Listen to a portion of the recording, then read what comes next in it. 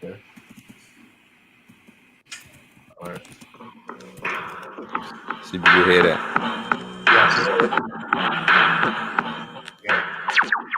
All right. Hey, Shalom. Yeah. Shalom. Hey, first and foremost, we want to give all praises, glory, and honor to Yahweh, Bahashem, Yahweh Shai, Bahashem, Rakakwadash. That's the name of the Father and the Son. All right, and the Holy Spirit, who we worship and praise. We want to give double honors to the apostles and elders of Great Millstone who rule well over the flock. All right, we want to say shalom and salutation to all you brothers out here that's pushing the words of truth and sincerity. The prophets out here, sincere. All right, also say shalom to all you Akim and Akwaf that's paying attention, scattered Israelites abroad, listening, diving in. All right, as a topic, you can see it's diets and nutrition again.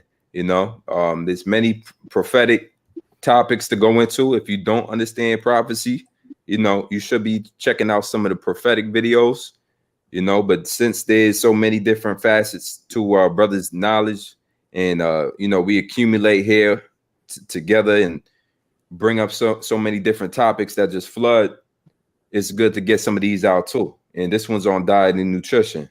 You know, you got a few brothers that's live right now. Shout out to all the brothers that's going live on the streets, because that's mainly what we do. But this one, once again, it's about health. And I got some of the top, you know, as far as I'm concerned, brothers out here that's have the knowledge of foods, man, foods and diets and nutrition, just how this thing works, what you're supposed to eat, what you're supposed to stay away from. Brother's gonna go all the way into details and outline things that you're gonna need to know. So if I was you, you know, I get a pencil and a paper or a pen, you know, because you're gonna want to take notes on this one or watch it over again, what have you. But a lot of good wisdom gonna come out. And we're gonna start with myself. I'm Rapah Mouth. We're gonna go from the south all the way up to the north this time. Nathaniel, introduce yourself. I'm Nathaniel. I'm from the GMS camp, Atlanta, and you know, basically my stick is I'm the camp cook. You know what I'm saying? So you know, what I try to do is basically take all of the poisons out of our food that are in there and make everything from scratch, so the food can be more nutritious and more natural for the body. You know, That's dope. That's dope. yeah. So that's pretty much what I do. So, you know, I put a lot of work and a lot of effort into the food because Sure you do. what they say is you are what you eat, and that's very true. You know what I'm saying? So if all you're eating is poison and foods that change the natural condition of the body, eventually over time you start developing debilitating diseases like insulin resistance and you know, diabetes and kidney problems and heart problems and calcified arteries and things of that nature. And all of those things come from what you're putting in your mouth on a day-to-day basis. And these things are actually pushed upon us by, of course, our enemy, you know, and primarily things are targeted toward Jake. And there's a lot of confusion out there about nutrition and how different foods actually affect the body. Nathaniel, real quick, brother, can I stop you real quick? I just want to introduce everybody who on the panel real quick. Man. No, you all good, brother. We gonna get into it. I know you fired up. All right, who else we got in here? Shalom, Yahaba Shemel Shai, Brakathum, Amuhan Gabar. Lord willing, this be edifying, straight and to the point as always. Shalom. Shalom. I'm Shemawan, you know, GMS, New York. New York City. New York City, brother. All right, and before we get into all of the good edification Nathan Allah got, we want Shemai one to just kick it off. I know he on the time limit now, so we're gonna get him to kick it off as far as everything we need to know about the digestive system, right? It's the you know, it's called a alimentary canal. Starts from the mouth all the way down to the anus, and basically it starts with chewing, which is called mastication. All right, and also peristalsis, and that's a wave-like contraction that brings the food from your mouth to down the esophagus, and it's in a wave-like motion and contraction with muscular wall receptive relaxation that propels the food to the stomach, where once it's in the stomach, there's a thing called churning, which takes hydrochloric acid and the food that's in your stomach, and it grinds it. It's called a churning action, and it's moving the food back and forth, right? Which turns the food into a white paste called chyme, and that paste is moved out of the end of the stomach, the pyloric sphincter, into the small intestines. I remember it as Dow Jones Industrial, duodenum, jejunum, and ileum. So once that chyme goes into the duodenum, there's let me get it. Let me take my time. It's the pancreatic duct. It connects with the duodenum, and it's the same place where the bile duct from the liver and the gallbladder joins the duodenum of the small intestine, and they call this the hepatopancreatic ampulla, where the pancreatic juice and bile is secreted into the duodenum, which cause that white chyme to turn brown. That's what gives, that's what gives waste its pigment, but it's not fully waste yet, because once the chyme is moving through the duodenum of the small intestine, it's all of the nutrients is absorbed through the villi of the small intestine. So this is where you're gonna have the digestive juices breaking down the food, like you had fats, proteins, and other foods that's basically being absorbed through the villi of the small intestine, and then from there it's moving into the jejunum. It's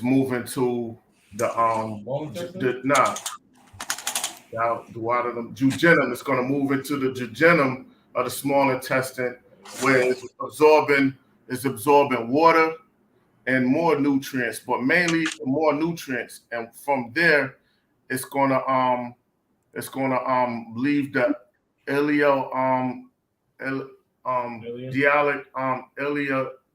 ileocecal valve into the large intestine. All right, and there, once that's in the large intestine, is mainly water absorption. It's mainly everything is water. Is absorbing most of the water. But while all that food is moving through those chambers of the small intestine, it's each time it's moving. Could you show my hand? You see my hand? It's like each part of the small intestine is closing off while our paste is moving, and then it's turning like into ball forms. Like instead of paste, it's getting like more solid, because more water is being absorbed out of it until it reach the colon, where it's a signal. I forgot the signal. A signal is passed to let you know you gotta remove the waste out of your body. You know what I mean? Come on. Did you want to know? Yeah, add whatever else you had, brother. Let's go. Basically the minerals. This is a book that I have. It's an old book I had. Basic Nutrition and Diet Therapy. Is by Nick's 14th edition, and it's basically talking about the minerals that your body needs, right? And it's hold on. It's 16 different minerals are needed in our diet, and the minerals, it goes from macro minerals, which are found in large quantities in the body, right, and also trace minerals, which is found in small quantities of the body, right. And those minerals are macro minerals are sodium, potassium, chloride, calcium, phosphorus, magnesium, and sulfur, right? So some of the foods, the sodium is found in, chicken, cheese. Potassium, that's fruits, vegetables. Chloride, sea salt, olives. The calcium, milk. The phosphorus, nuts, fish. Magnesium, legumes like lentils. And the sulfur is found in eggs, milk, and the trace minerals are iron, which is you need iron, and you need iron for what they call hemoglobin. This is the oxygen molecule that moves oxygen and CO2 through your bloodstream. So basically the CO2 is like this. When the CO2, the way you get the oxygen is from your lungs, and when you go deep into the alveoli sacs of your lungs, there's a thing called a respiratory membrane. This is what oxygen and CO2, it diffuses into the blood. So CO2 is removed from your body, through that respiratory membrane that's in the lungs. Now, the hemoglobin, the oxygen carrying molecule, it carries iron through your blood, right? And also you can find this iron in like red meat, salmon, you brothers know. Zinc also, that's red meat and kale. Iodine, is in eggs, chicken, seaweed. Selenium, that's in Brazil nuts. Copper is in nuts and seeds. And fluoride, I'm not talking about the shit that they put in the toothpaste. I'm talking about the fluoride that's in grapes. You know what I mean? Chromium, that could be found in broccoli. Molybdenum, I know I'm probably pronouncing that wrong. That's in leafy veggies, black-eyed peas, and lima beans. And manganese, that's in nuts, seeds, hazelnuts, pecans, and brown rice. And you had asked me a question: what do the minerals do in the body? Yeah. They regulate the body processes like sodium and potassium. That's for nervous system function. The selenium works with vitamin E as an antioxidant, which prevents cell damage by oxygen. The liver deals with vitamins and the minerals. That's like it filters it. That's why the doctor would know if someone's using like drugs, like if they using narcotics like oxycodons or whatever. Even if they clean their system out, it'll be like it'll be like something wrong, like your liver's like enlarged. So they'll know you're doing something you're not supposed to do because the liver filters it out. The sodium is muscle action like water balance and digestion. Potassium, that's muscle protein, nerve impulse, energy production, and also release on insulin from the pancreas. So potassium helps that. And the insulin, that's the hormone produced by the pancreas. It allows for glucose absorption in the cells. So if someone's diabetic, they'll have that insulin lingering in the bloodstream. Now the chloride is a chemical form of chlorine in the body. It maintains water and acid-base balances in the body, digestion, respiration, and it's also an element of hydrochloric acid in the stomach. The calcium is for blood clotting, muscle and nerve action, and metabolic reactions, secretion of insulin by the B cells of the pancreas. Now, phosphorus is for the energy molecule, like your body, the energy that makes you like do work when you work in construction or whatever. That's ATP. That's adenosine triphosphate. That's like a nuclear reaction of energy in your body, and it's in the powerhouse, the mitochondria of the cell, and it's metabolism is like that's the sum of chemical reactions. So you have anabolic metabolism and catabolic. That catabolic, it will break down that's something that will break down glycogen and the glucose, because that's the primary energy your body uses. The secondary would be like protein and fats. So that's when they say, the apostles and all I can be like, yo, it's gonna be people starving and their body gonna feed off itself, because the next sources, if that primary is not available, your body feeds off itself. So it's gonna go to get that protein that's stored. It's gonna go to get that those that fats from your body. And the metabolism is the sum of chemical reactions in the cell to maintain life. So this occurs in a powerhouse that's the mitochondria in a cell, and there's two types of metabolism, like I mentioned, catabolism and anabolism. And the anabolism, it builds proteins from amino acids. The catabolism, it breaks down glycogen into glucose. And they also call it the Krebs cycle because it's energy production in the cell. So once again, ATP is adenosine triphosphate. That's the energy molecule that gives your body energy to do work. All of this, it takes energy. So that process of your food, the nutrients being absorbed, it is built to make that like calories is heat energy, and they call it K calories in the body, and that's it uses that ATP, adenosine triphosphate, right? And once again, glucose is the primary source of energy. Brothers know that. Protein is the last source of energy, and the body only breaks down protein for energy when glucose and fatty acids are in short supply.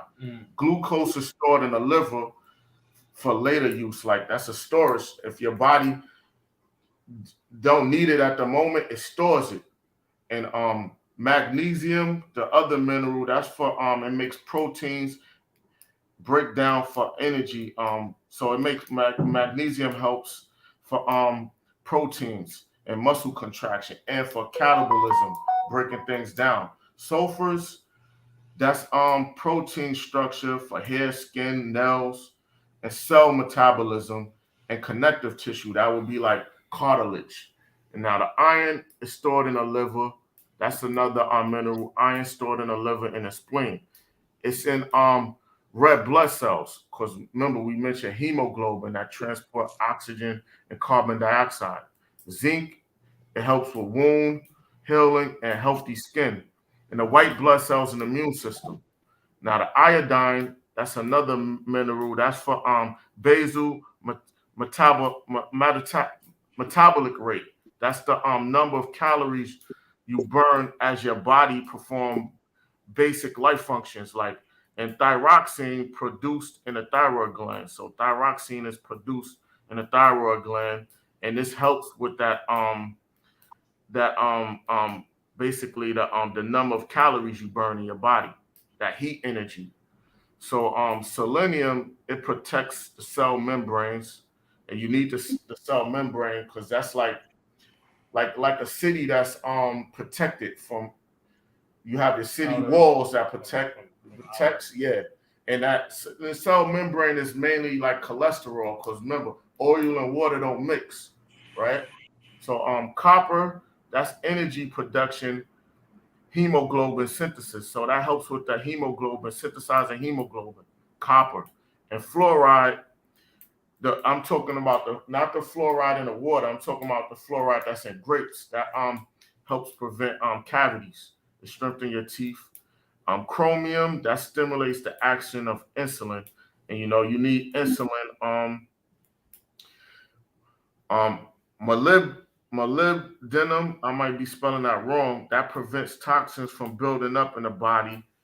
Manganese, that helps the body form connective tissues, bones, and blood clotting. And I think pretty much that's it. But you could get like more detail with the body system. This is anatomy and physiology, bio 110. Just bear with me. I'm gonna get the author of the book when I get the chance, when other brothers start speaking. But The author? yeah, somewhere in there. Because when I was in school, they would hide the true author of the book, because you got a thing called test banks. That's what each textbook is like. You could study a textbook and fail an exam because each textbook is written like different, even though it's the same thing, it's written different, and they word it different to trick you up. So the teachers have a thing called like test banks. So they try to get students from like finding out the text banks, which I found the shit out anyway. But yeah, because they know like only true people that read textbooks should be like PhDs. So a lot of professors are not PhDs, so they go by text banks, and that's how they trip up students because they'll take text banks from different anatomy books and throw them together and one thing. You brothers know I don't want to keep blabbering, but this other book I had basic nutrition and diet therapy that was from Nick's, and that's a 14th edition. That's probably an old edition. And I had the other source for minerals, and that's by Wendy J. Dahl. That's Dahl and R. Elaine Turner, and that was and you could just look that up as facts of minerals, huh? Yo, Shah, I'm gonna let me bring out some scripts real quick, bro. Huh. Let me get the water, bro. The water for that. The water for that. You know, because everything always goes back to our main source. You know, I'm glad you brought out that book. You know, it all goes back to the main source, right? Because we're supposed to know this, man. This is for our edification. Understanding how different herbs work. I mean, understanding how different minerals, herbs work, right? You're supposed to be, you could be educated in these things, right? It says Psalms 107:9, for he satisfied the longing soul and filleth the hungry soul with goodness, right? We understand that hunger is even more than what it's talking about food, physical food. It's a figurative language for this truth as well. But you see how diet and nutrition goes hand in hand with a lot of figurative language in the scriptures, right? Psalms 132:15, I will abundantly bless her provision. I will satisfy her poor with bread. And so the Lord going definitely look out for Israel. You know, a lot of us is worried about what's going to happen in the time of Jacob's trouble. However, the Lord always told you that he's going to feed us and give us that food, all right, and sustain us through. I'm thinking of a scripture, but I can't quote it off the top of my head. Yeah, Yazian, you know what I'm thinking about? What's up? Let me see. But what was that scripture saying one more time, Salakia? You know, just about feeding us when in time of Jacob's trouble, that we will eat. Oh, yeah, right. My servant shall eat. I got you. There you go, my service. Isaiah 45. 45. The water. Yeah, just read it real quick when you get it. Let me grab this Bible up. There was one in Job 2, right? Job 5 had to talk about famine. There was another one. Yeah, Job 5:22. Yeah, because a lot of what the brother just went into, your diet, all your organs that's sustained by these minerals that you get or lack of minerals. A lot of it, and the brother Nathaniel Allah really going to go into it as well. A lot of it, when you lacking these minerals, man, you're not going to think right. You're not going to have the energy to think right. One of the first things that shuts down through a famine are your organs. Yep. And yes, of course, your body starts eating itself according to Lamentations. We understand that it starts to pine away, right? Your stomach starts to consume everything around it, you know, the stomach acids and whatnot. But the Lord gonna sustain us. Y'all got that? Yeah. I'll eat. All right, go ahead. Y'all just gonna get it first, bro. All right, I'm gonna grab it in my scriptures because this one right here, you said 45, right? Yeah, my servant shall eat. Isaiah 45. Why didn't one Muhammad? So I can. Whoever got it first. Well, when you get what when you I'll look pull it up real quick. I'll pull it up. Yeah. I'm sorry, bro. 65. I'm sorry. 65:13. No doubt. 65:13. 65. Isaiah 65, verse 13. Right. It says, therefore, thus saith the Lord Yahweh Ba'Shem Yahushai, behold, my servant shall eat, but you shall be hungry. Behold, my servant shall drink, but you shall be thirsty. Behold, my servant shall rejoice, but you shall be ashamed. Yeah. Yeah. Right. And we understand that this is the time of Jacob's trouble. The Lord has already set up a time or determined the time, which means to determine means to terminate. All right. It's already a time that he has designed to be the end of you, the end of your time. Right. Thus for the some for the sword, those for the famine. Right. And so what he's going to cause is these food shortages to happen. Right. You already have to go to your enemy for the one of all things. All right. You're not knowledgeable on how to grow agriculture. All right. They're already mass producing fake meat. Brother just did an article on that 3D meat. And they want you to sit down and eat crickets at dinner time, Right. you know, and different bugs. So, but the Lord said, my servant shall eat.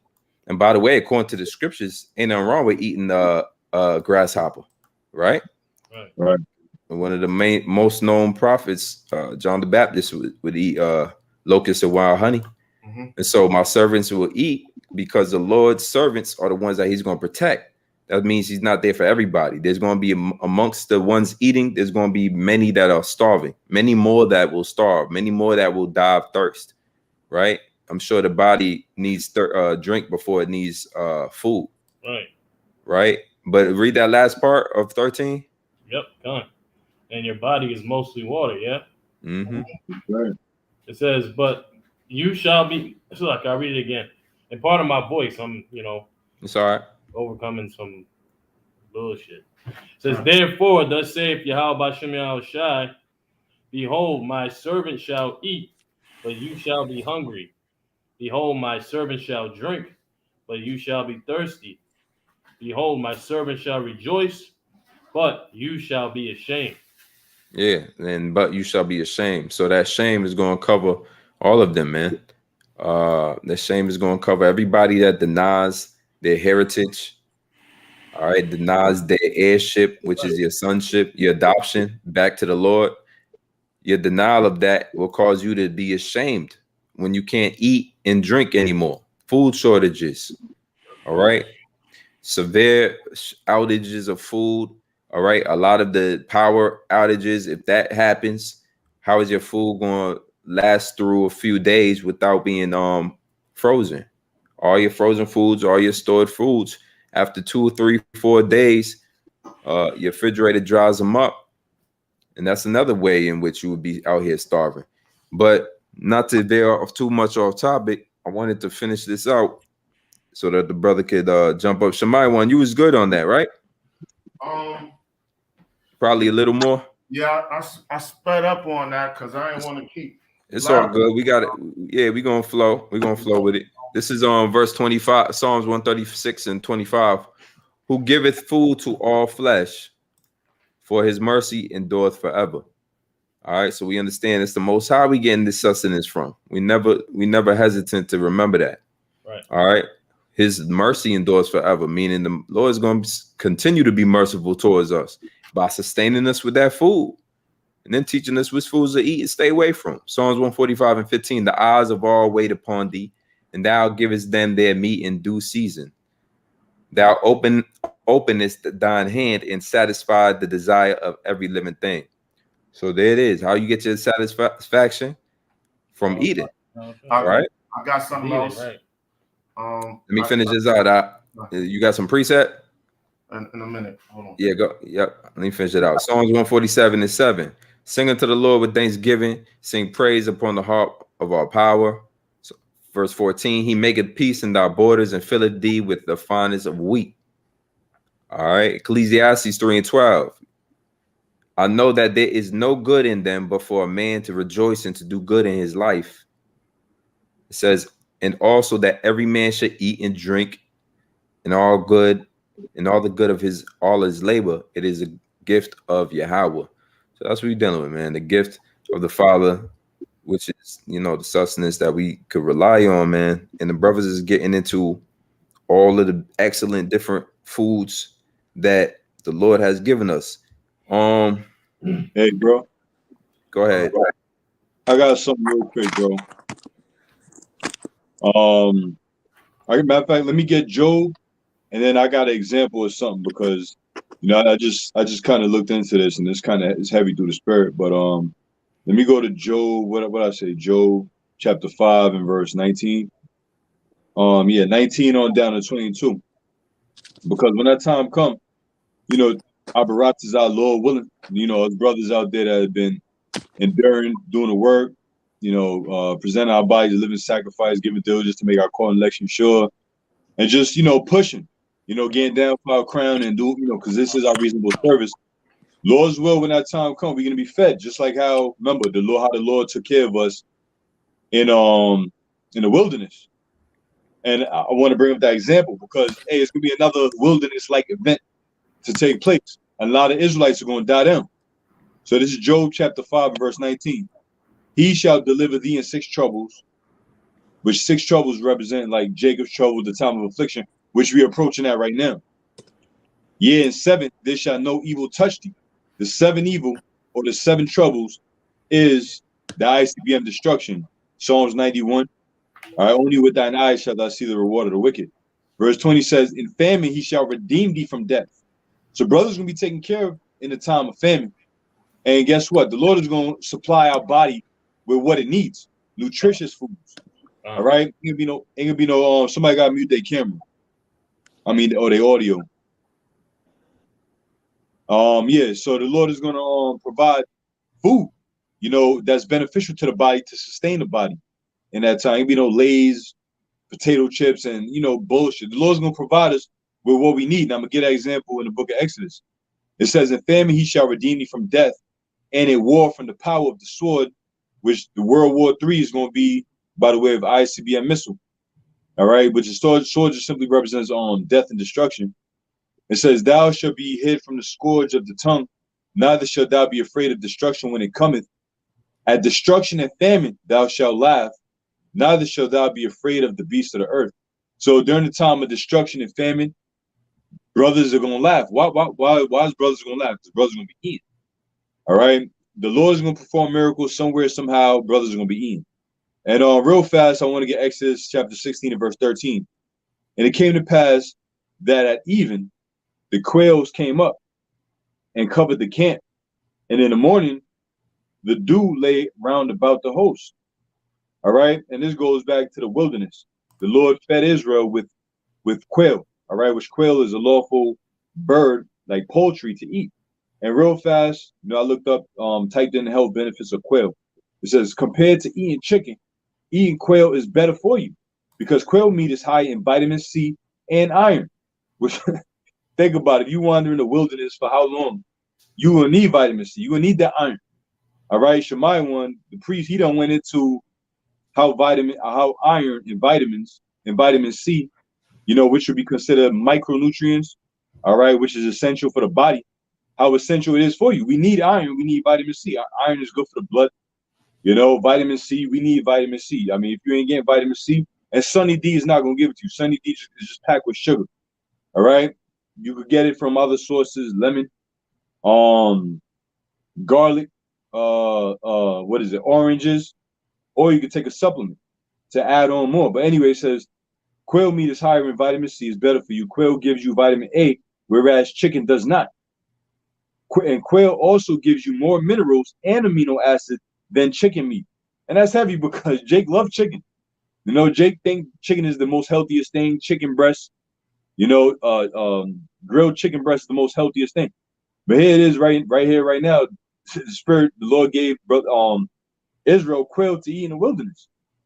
Vitamin A. Real fast. I know Shammai one, he's a scientist. He could buzz down the mass benefits of vitamin A in the heartbeat. Let me see. I'm gonna just pull it up real quick since I'm already here.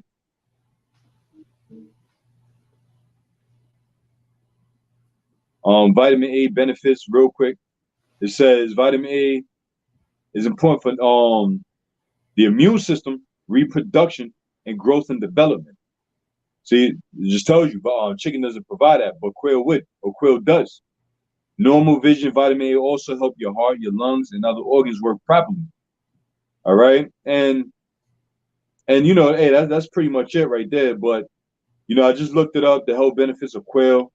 You know, going back to as we going into how the Lord provided so much quail for Israel, you know, that it became overabundant. And it's going to be the same thing in these times. The Lord is going to provide. And even Jake was complaining about that. You know, they were complaining about that. The Lord provided the manna, the quail. Jake was all caught up on the things that they had in Egypt. But the Lord knows what's sustainable for us, man. And it's going to be the same thing in these times.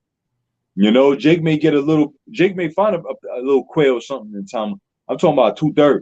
And he complained because it's not enough. You know? And the Lord will just had that man pine away for the hunger because that man ain't got the faith. All right. But the Lord is going to sustain us in these last days. And it's going to be things that are going to be beyond nutritional for our bodies. You know, which, you know, I'm talking about, you know, Jacob's trouble. But even now, brothers got to be on a level to sustain the things that you eat, which is the reason why we're going into the diet and nutrition. Mm-hmm. Because even before Jacob's trouble, you got to think about, you know, hold yourself down for now. You know, I mean, your body's a temple, so take care of it now. Yeah. You know, don't wait for all hell to break loose. But you know, that's it, brothers. I pass the mic. Hey, Nathan Yala, what you got for us? I'm gonna unmute you. I got a lot of stuff, you know what I'm saying? I don't know where to start first, but let's get it. You know, we can just start from the beginning. You know, first things, forgive me. I got a lot of tabs open, so if y'all see me scrolling through, forgive me. I'm trying to, you know, get to, yes, these two. So this right here, y'all know about Hippocrates, right? And he wrote a statement, you know, just going into nutrition, and it said, I'm just going to read the first sentence. And it says, let thy food be thy medicine, and let thy medicine be thy food. Okay, now with that being said, what you put into your mouth is the most vital thing for your body. And, you know, what I've learned over the course of a few years is that you cannot allow other people or companies to decide what you put in your body and how, if you know what I mean. Like basically, like when you go to the store and you buy bread, you're just thinking you're buying a loaf of bread, but what you're really buying is a loaf of poison because of all the ingredients that are in the bread. But you never paid no mind. But then after a few years, you start developing health conditions and you don't understand why, you know, because the food is literally poison. Now, I wanted to bring out a precept before I really got into it. Let me bring out my blue letter real quick. If it'll pull up. All right, well, my computer acting so I just pull it up on my phone. But this is Ezekiel 4:13, and it says, and the Lord saith, even thus shall the children of Israel eat their defiled bread among the Gentiles whither I have driven them. So, you know, all of our food here is defiled, and we're about to get into it. Okay. Now, the medicine is defiled. The food is defiled. Everything is poisonous in this society. If you go directly to the grocery stores and things of that nature to get your food, you have to be very mindful of the ingredients. You have to know what's on the back because the majority of that stuff is poison. So the next thing I want to get is this guy right here. So this guy right here is Rockefeller, right? John Rockefeller. And this guy, man, this dude just looked like a straight demon. But it says how Rockefeller founded Big Pharma and waged war on natural cures. Okay. So I'm just going to read some of it. It says Western medicine has some good points and has some and is great in emergencies, but it is high time people realize that today's mainstream medicine, Western medicine, and allopathy, with its focus on drugs, radiation, drugs, surgery, and drugs, and more drugs, is the foundation. Is foundation a money spinning Rockefeller creation. Now, I'm gonna scroll down a little bit in this paragraph, and I'm gonna go down to where he discovered a way to where he can turn oil into pharmaceutical products. Okay, so right here in this paragraph, it says World Affairs reports at the same time around 1900, scientists discovered pharmaceuticals and the ability to create all kinds of chemicals from oil. For the example, the first plastic called Bakelite was made from oil in 1907. Scientists were discovering various vitamins and guessed that many pharmaceutical drugs could be made from oil. Okay, so it's just not oil, pharmaceutical drugs. They add these, and I was looking for the code, but I can't find it. You know, it takes some time to dig this stuff up in Slovakia. But next time we do something like this, I'll definitely have it. But the same code for food, according to the FDA, is the same code for a drug. Okay, so drugs and food, as far as the FDA is concerned, are the same thing. You see, so you have to be mindful of the food that you put in your body. So we're going to start off with one called Red 40. Now, they put red dye 40 in just about everything that has color. And it's one of the most widely used food products that you can put in your food. Put in your stuff. And it says red dye 40 is a systemic color additive or food dye made from petroleum. So what do you think drinking petroleum would do to your body over a period of time? Okay. And it says it is one of the 9 certified color additives approved by the FDA, Food and Drug Administration, for the use in food and beverages. It is also approved as a food dye for use within the European Union. And let's go down to some of the side effects. I think this is it.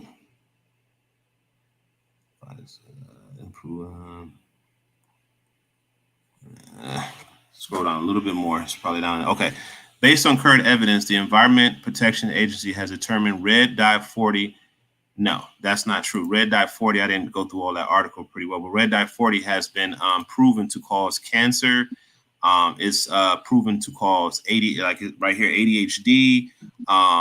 Red dye 40 is commonly used as a systemic color additive. Some researchers have linked the food dye color into allergies, neural behavior side effects in children, including symptoms, attention deficit, hyper disorder. Now, you can go into these different articles and you can start reading that red number 40 is made from petroleum, and it has a system of different side effects that destroys the body. Now, where can you find red 40? Well, anything that's red. Anything that has the hue of red, purple, burgundy, like cranberry juice has this stuff in it. You know what I'm saying? Potato chips has this stuff in it. Different types of meats have this stuff in it. So these things are very toxic to the body, and it's everywhere. All right. Yeah. So, you know, I'm just scratching the surface on some things. There's another additive. This is called aborted fetal cells used as food flavoring enhancers. This company is called Simonex, and it says I'm gonna just scroll down to here. It says hex cell human embryonic kidney 293 cells is often referred to as HEK 293 cells, or less precisely as HEK cells, as specific cell line originally derived from human embryonic kidney cells grown in tissue cultures. HEK 293 cells are very easy to grow and transfect very rapidly, and have been widely used in cell biology research for many years. They also used by the biotech industry to produce therapeutic proteins and viruses for gene therapy. So here's some of the products that they put this stuff in. All PepsiCo drinks: Sierra Mist, Mountain Dew, Root Mug, root beer, Ocean Spray beverages. So if you like cranberry juice and different things of that nature, it's in there. Seattle's Best Coffee, Tazo beverages, Aquafina water. So for people who like Aquafina, you're drinking freaking kidney DNA. Double shot energy drinks, Frappuccinos, Lipton iced tea and other beverages, Propel beverages, Sobe beverages, Gatorade, Fiesta Meridian beverages, Tropicana juices and beverages, Kraft, Black chewing gum, Bubbaloo bubble gum, Bubblicious bubble gum, Cliptix, Coretts, Dentine, Freshen Up, Sour Cherry Gum, Sour Apple Gum, Stride, Trident, Sour Cherry Blast, Fruit Mania. And you can see all of this different stuff. We don't have to go through it all, but as I scroll through the list, you see how many foods that we come across on a day-to-day basis that this stuff is in. So this is another poison that they put in our food, and it's widespread. So let's move on to the next thing. Okay. This right here is it's called Arteria. This is it's like a tobacco company called Arteria, and it bought Kraft Foods for $1.3 billion in 1988. Okay, so these companies, and I'm just going to give you all the overview. So this company puts the same type of poisons that cause you to be addicted to cigarettes in the food.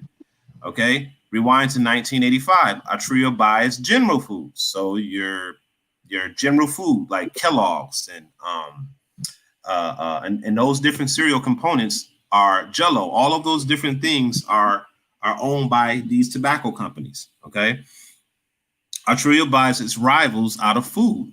Okay, so you have these big companies. So Kraft was the last one that they bought, I believe, in 2001.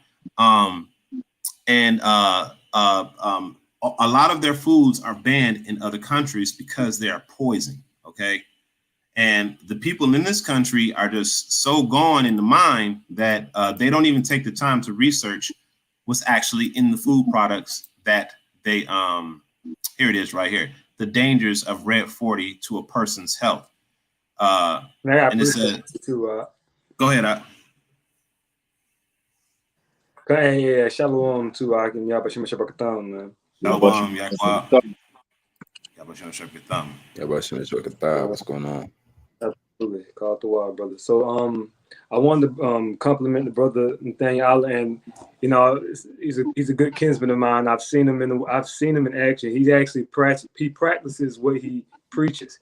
He makes his meals from scratch. He feeds his children from scratch. He makes his dough, his bread from scratch. The brother juices. And basically what we're seeing here is even though it's a social norm in our society to consume these things, and we're such in a rush, but if you do it, you're gonna lose though. We really can't afford to put these things in our body because, like the brother said, they're poison. And whether it has an immediate effect on you or long term, it's still having an effect on you. So this is it's the book of Isaiah, chapter 46, verse 9. It says, "Remember the former things of old." All right. Now I saw it was a bit of document that was speaking on the grocery store and the makeup of the grocery store now and in comparison to about a century ago or several decades ago. And 90% of what's in the grocery stores now was not there 50 to 60 to 70 years ago. All right. And so what is that? That stuff is synthetic. That stuff is not food, like the brother said. It's actual poison, man. So just a small thing with the drinks. I heard you mention a lot of different drinks, beverages, and certain chemicals that come along with them. It's as simple as spring water. And of course, we understand certain things are still defiled to a certain extent. But when you're consuming water, let it be spring water, and also juicing. Juicing, and the Apostle Gabar goes in on that as well. Juicing is very important. If you want to drink something sweet, if you want to drink some quote unquote fruit juice, all right, well, invest in a juicing machine, all right, because you can buy bulk fruit, and you can do it in that format, because in the ancient world it wasn't processed orange juice, it wasn't gas station drinks and all this madness. They had fresh cold pressed juice. They actually pressed the fruit to for their juice, which was a lot more nutritional. So I'm going to finish this scripture off, and I'm going to give it back to the brother. It says, "Remember the former things of old, for I am God, and there is none else. I am God, and there is none like me." So the ways of the Heavenly Father, I believe that's in the book of Ezekiel, he tells the house of Israel, he said, "Are not my ways equal?" and are not your ways unequal, O house of Israel? You see, so the ways of the Heavenly Father, they're profitable. You know, they bring forth fruit. But if we are to follow, because, you know, if we're going to follow Esau, I mean, that's going to lead us to taking a chip. You see, it comes a point with this wisdom and knowledge and understanding, we have to separate ourselves from this man's system. And that goes with what you're consuming. You know, if you have the willpower, if you have the capability, which I believe all brothers do, you know, it's just about how bad you want it. Then you're going to make those investments. You're going to organize your life into a certain format so you can consume and feed your family with the right things, man. You know, you got it out. You can continue on. All right. So going back to right here, the dangers of red 40. It says, just scroll down. It says there are many potential hazards of red dye 40. Major causes concern, unlike other dyes, red 40 is not excreted from your body. This leads to an accumulation of red dye 40 and leads to many ailments in the body that are harmful in the long run. Red dye 40 food color is used in the following products: gelatin powder, drugs, cosmetics, cereal, candy, baked goods. That's pretty much everything we eat. It says red dye 40 is derived from petroleum, and there are many side effects of red dye 40 if taken for a prolonged period of time. Red dye 40 is prepared. What did it just do? Okay. It just kind of like switched up on me. It says red dye 40 is prepared from coal tars by mixing hydrocarbons together. Here are some of the dangerous red dye 40 to a person's health. Red dye 40 is root of many problems, which includes swelling around the mouth. Besides, the red 40 dye also leads to hives, which contain some contaminants that leads to cancer and also causes hyperactivity in kids. All these findings are substantiated by a large number of medical studies, and tests have been concluded in the labs to verify the claims of numerous children who consume high quantities of food, which consist of red 40 food color. I'm gonna just tell you a little story real quick. And I'm big on stories. My stepdaughter, who's 18 years old, just had to have gallbladder surgery. You know, and one of her favorite foods to eat was Takis. Now, Takis is high in red 40. That's why it's red. So her gallbladder filled up to the point to where it was about to burst. And if it would have burst, it would have killed her. Now, she's 18 years old. Why is her gallbladder filled with all of this putrid poison? You know? So we're going to move on to the next thing. That's all you see if you driving by the bus stop. You know, my father used to take us, you know, he used to drive me around, and every time at the bus stop, he'd see a 200-pound 16-year-old, and he'd always point her out, look what she got in her hand, the bag of chips. And I mean, they go crazy for them Takis and them hot Cheeto fries, and that's what really Jake is raised up on, that poison, man. Real quick, I want to grab something real quick. This is Job 15:27. It says, because he covereth his face with his fatness and maketh collops of fat on his flanks. And in the NLT, it says, these wicked people are heavy and prosperous. Their waist bulge with fat. You know, but these days, it's not just the rich that got the fat waists and the, you know, you go into Isaiah, the first chapter, was that third chapter? It tells you how they gird, you know, they're fat around their waist, you know, gird. Y'all know what I'm referencing, right? Yeah, about the woman. Yeah, about the woman. Yeah, and that's just one of these. Yeah, that's what I was thinking about as you were speaking. That's just one of these curses on our people, is that overeat and over and indulgent, man. You know, and you get into that spirit of gluttony and overconsumption of food, which is another issue, because you can't have nutrition. Here it is, you know, all these nutritional facts coming out, right? And then you still over consuming the BS, man. You know, because it's cheap. You know, the scriptures talk about victuals becoming cheap in these end times, and the food is cheap. And what they want to do, overconsume it, man. People's fridge is filled with nothing but like what they call it, bad carbs, right? Yep. Little fast, what is it, fast carbs? Yeah. Yep. I got too. Zaquan. Bad carbs, yeah. You know, and why do they eat that? Because it's easy and it's cheap. You gotta. It's actually called simple carbs. Mm, And then you got the complex carbs. The simple carbs would be what you're talking about, like the brother said, the Takis, the chips, the sodas, the popcorn. That's simple carbs, you know. But then you got the complex carbs, which would be your vegetables, your whole grain, and those obviously are more they're a natural source of carbohydrates, which carbs ain't bad for you. You know, it's whatever source you go to. Now, just like anything else, it's a balance. You got good and bad, you know, good and evil, right? Now, Esau set up the evil shit, the bad shit, which is pretty much sugar. Simple carbs is nothing but sugar. All right. Now, like Shimon got into earlier, you know, everything you eat, it pretty much converts into glucose, which is your body's natural way of creating sugar. So if you're eating sugar, simple carbs, soda, then what the hell is that? What is your body converting already sugar, artificial sugar into? That's how you get diabetes. You know what I'm saying? All that overload on sugar. But now if you do complex carbs, you know, that digests or that distributes throughout your body over time. It doesn't just process right away. Like that's why you feel more full if you eat brown rice or black rice, wild rice, whole grain. You feel more fuller because it takes longer to break down. It takes longer to digest in your body to release that glucose in your body. So it sustains you for a longer period of time. That's why when you eat simple carbs, you get hungry right away. You know, you may go to the movies, eat popcorn and what do you call it? Popcorn and drink soda and them little snacks that they got. You hungry as soon as you get back to the crib. You know, so them simple carbs they just keep you hungry. That sugar keeps you hungry. It messes your body up. So complex carbs, a whole yam, oatmeal, you know, any type of vegetable, green vegetables, cruciferous vegetables, broccoli, and stuff like that, you know.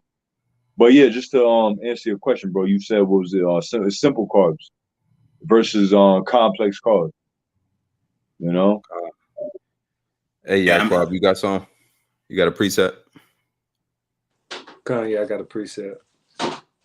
So this is the book of this is the book of Proverbs, chapter 11, verse 1. It says, "A false balance is abomination to Yahweh, but a just weight is his delight." And like the brother Amon was going into, when you're consuming these pseudo carbs or these sugary treats, you know, what it does is, what it does is it causes your body and your metabolism to think that you're not full and you're not satiated, and you're not, because you didn't receive nutrients. You didn't receive the zinc. You didn't receive the iodine. You didn't receive the fiber. These are the nutrients and the minerals that your anatomy, that your body needs to be comforted, that it needs to function properly. And when you're just consuming something that doesn't have a high nutritional value, you're liable to overconsume, which is going to be an abomination. And not only is it an abomination because you're being gluttonous in that regard, but it's abomination because these things, we talk about these pseudo carbs and things of that nature, they're just bad for you, period. It doesn't matter if you take a small amount or a large amount. You know, it's terrible for your body. And we're coming into the time, especially considering that brothers are about to be receiving spiritual powers. Brothers are about to be healing. You know, brothers are about to come up on another level.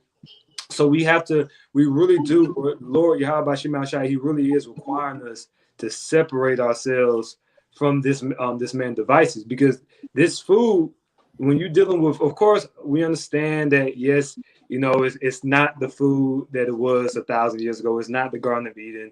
We understand that. But there is a difference between you investing in some whole foods, which whole mean complete, you know, or some healthy so-called organic vegetables. It's a difference from you consuming that and you consuming some sugary sweets, you know, and that has to be considered. And also, furthermore, the brother was mentioning how certain these foods are cheap, like these foods that are not necessarily good for you.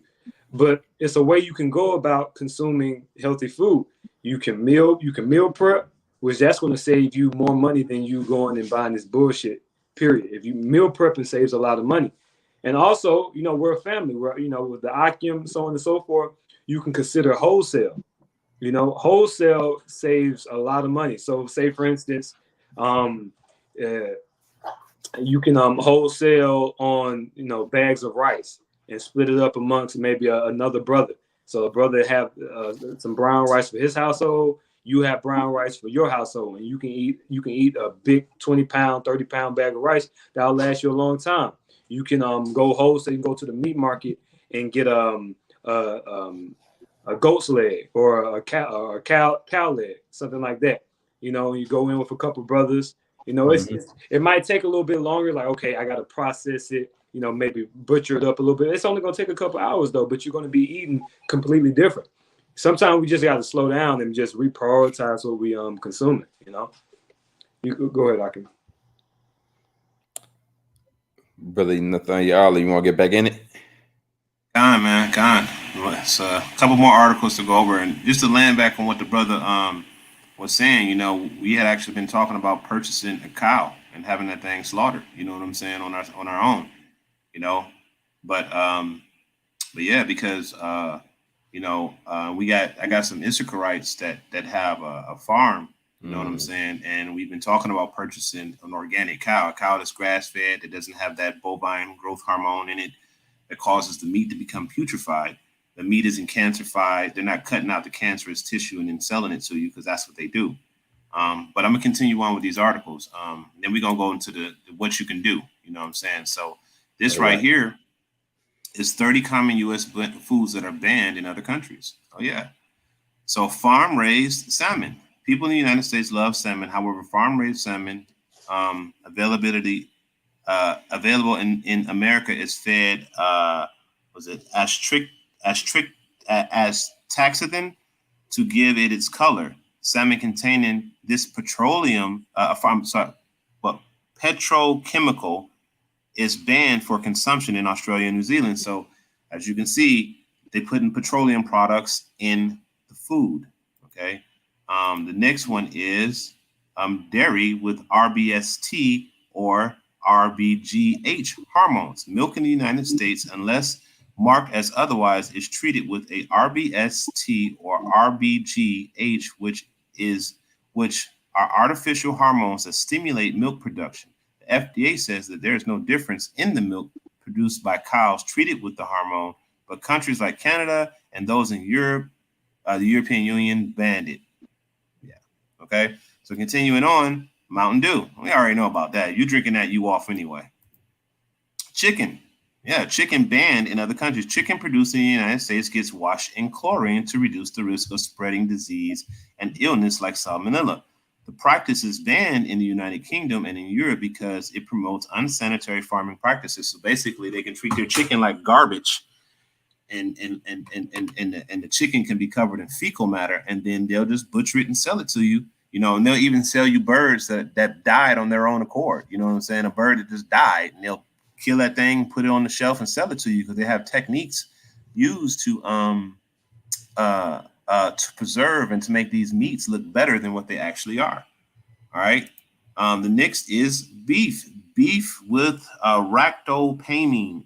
In the United States, farmers use this ractopamine to increase lean muscle growth in livestock, including in 40 to 60% of pigs. We don't eat that anyway. Elsewhere, 160 nations, including the European Union, Russia, and China, ban the use of this meat in their production. And the Chinese, they eat cats and dogs and rats and bats, and they ban this shit. You know, continuing on, Swiss rolls, Little Debbie Swiss rolls. It contains, of course, yellow number 5 and red number 40. We already covered the toxicity of that. Arby's sourdough breakfast and croissant French toast sticks. The fast food chains using the chemical, I can't even pronounce that. And the rule of thumb, if you can't pronounce it, you shouldn't be putting it in your body. As a whitening agent and dough conditioner in its baked goods, although it is used as decreasing in the United States because of concerns of its carcinogen in the FDA still is permitted. It was banned in Europe. So this stuff is carcinogenic, which means it causes cancer, and it is banned in other countries, but in the U.S. they feed it to us. All right, Frosted Flakes, BHT, BHT flavor enhancer has long been studied. Now this is in almost all General Mills and Kellogg's produced products. Damn. Okay. Continuing on, coffee creamer, trans fat like partially hydrogenated soybean and cotton oils in coffee made are linked to heart disease and were officially banned in the U.S. as of June 18, 2018. However, they still linger in the U.S. food supply. They also banned in many other countries such as Switzerland, Australia, Hungary, Iceland, and Norway. So, continuing on, it's just stovetop stuffing, drumstick frozen dairy dessert, Skittles, wheat thins, Gatorade, Pop-Tarts, Farmer John pork sausage, we don't eat that anyway, Lucky Charms, bread tainted with potassium bromate, Tostino's corn salsa, they sell this stuff to us. Ritz crackers, okay? Ritz is the third leading cracker brand in the United States. It's banned in Switzerland, Hungary, Iceland, Norway, Denmark. It is toxic. Fresca, all right? Genetically engineered papaya, Pillsbury biscuits. You see all this stuff that we see on a day-to-day basis: Sunkist soda, fudge brownies, Pillsbury pie crust. Like 50% of the cabinet right there for a lot of Jakes. Yeah, high fructose corn syrup, which is everything. So we're not going to linger on with this, but I just wanted to give you all, overview of how many things in this country that are actually banned. I mean, in overseas that are banned, but are still produced, are still given here. So the next one we're going to get is sugar. Okay, sugar. We kept going into sugar. The brother brought it out. Yaquab and the brother Adawon Gabar, he brought it out. The dangers of sugar, because sugar, what it is a highly processed form of sugar. Okay, it is a highly processed. It is not it's not complex. You see, your body, the way your body is designed, when you consume food to break the food down slowly, okay, so that your body can absorb all of the nutrients and benefits of the food that you're consuming properly, okay? When you take something that's highly processed, your body cannot recognize it because it is not natural. It is not a substance that's naturally occurring in nature. When the Lord created man and he created the fruits of the earth, he created them in tangent with one another. So that's why he said that all of the fruit bearing seed is good for meat, because it's good for us to eat. It's good for our bodies. It has regenerative properties in it. What Esau does is he takes all of the things and refine them to the point to where they become toxic. Okay. So the danger, too much added sugar can be one of the greatest threats to cardiovascular disease. Here's how to curb your sweets. So we're not going to get into all that stuff. We're just going to go into where it says, since your body digests food slowly, the sugar in them often a steady supply of energy in your cells. A high intake of fruits, vegetables, and whole grains also has been shown to reduce the risk of chronic disease such as diabetes, heart disease, and some cancers. However, problems occurring when consuming too much sugar is that sugar that is sugar that food manufacturers add to produce products to increase flavor or shelf life. It says scientists have proven that chronic low-grade inflammation can turn into a silent killer that contributes to cardiovascular disease, cancer type 2, diabetes, and other conditions. You see that? Get simple tips on how to fight inflammation and stay healthy. So, sugar is a silent killer. Did you know that a can of Coca-Cola, half of it is liquid sugar?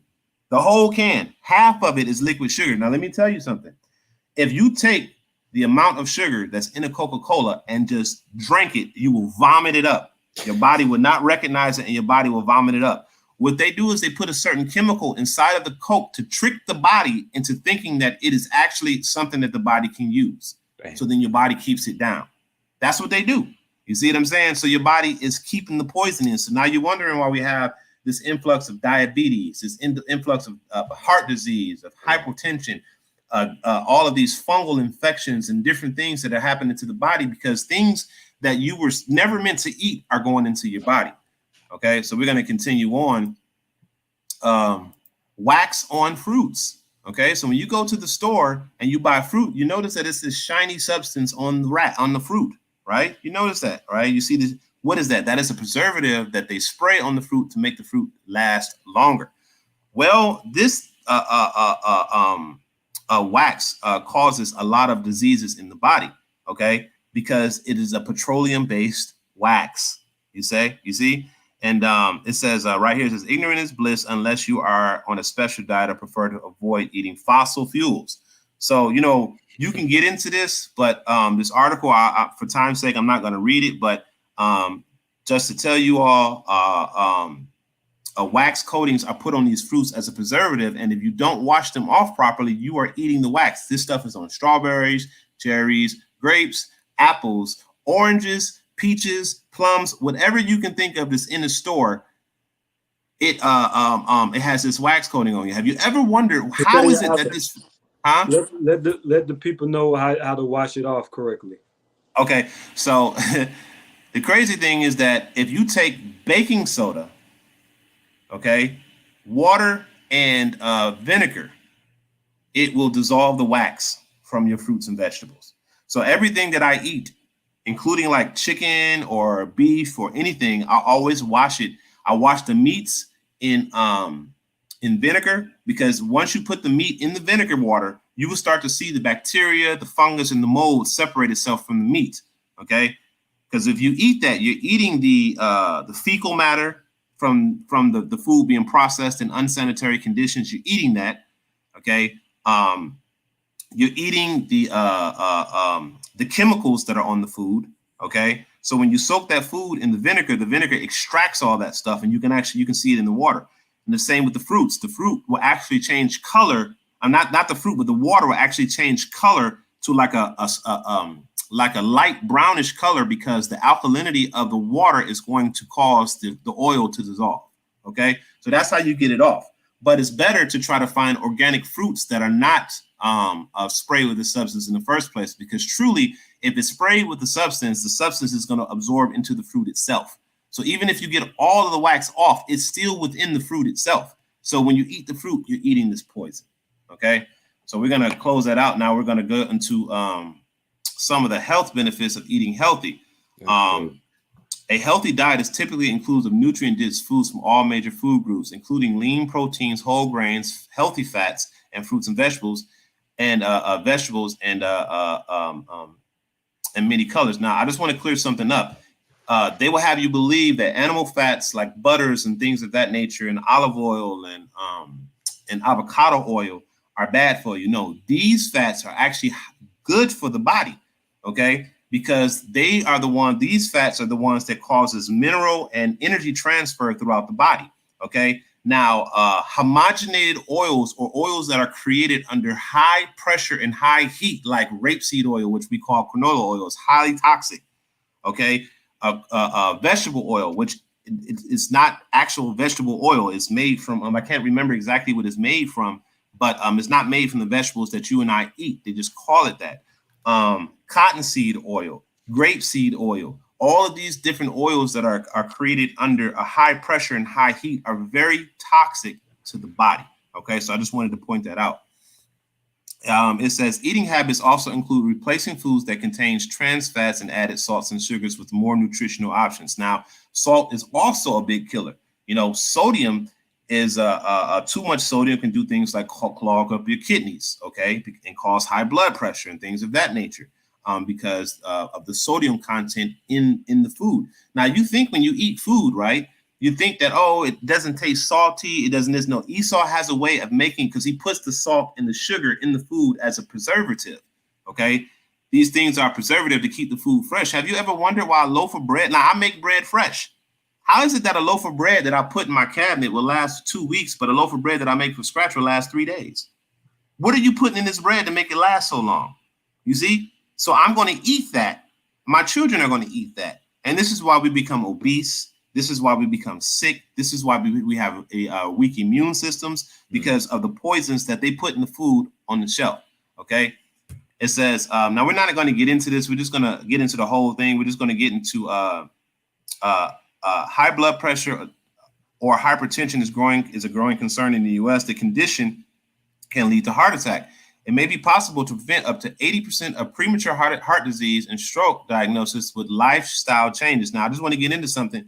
The word diet does not mean, oh, I'm just going to cut back on certain stuff. Diet is a way of life.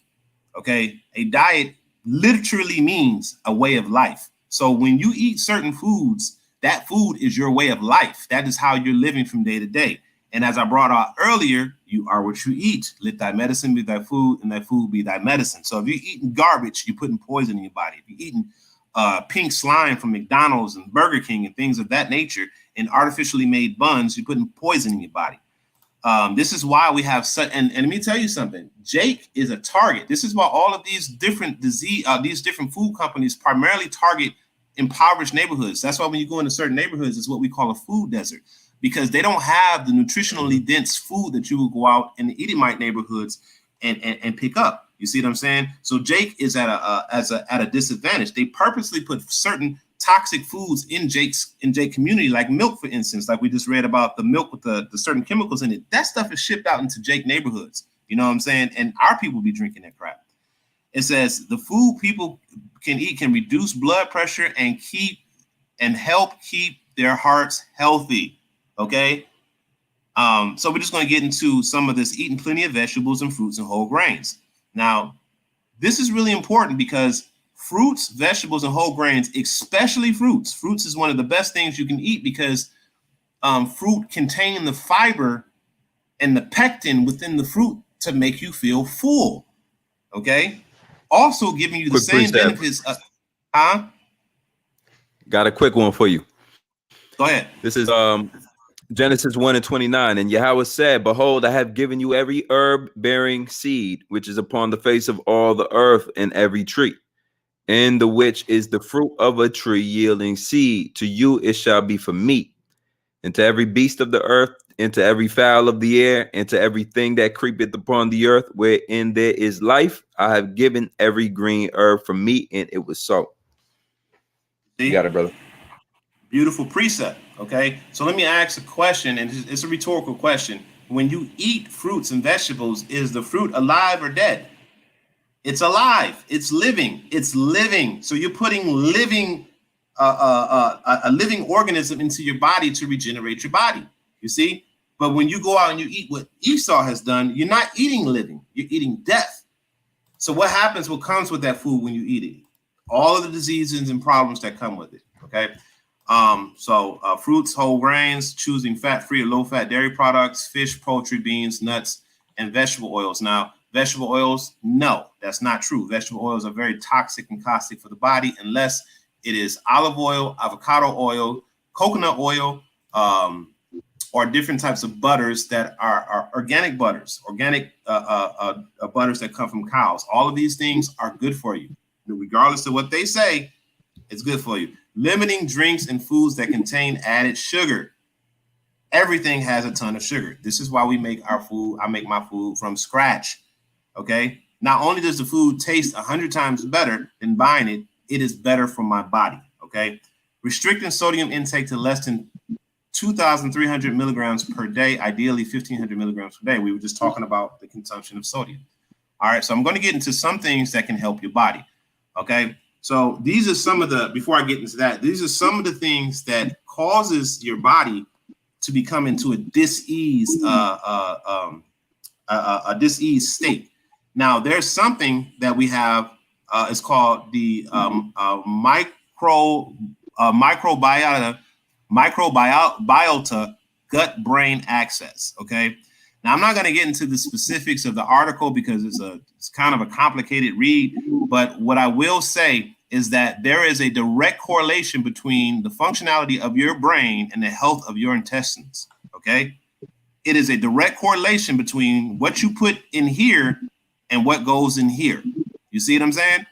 So if down here is messed up here is going to be messed up too. So here you have for instance, schizophrenia. Schizophrenia is when the neural pathways are coated with mucus.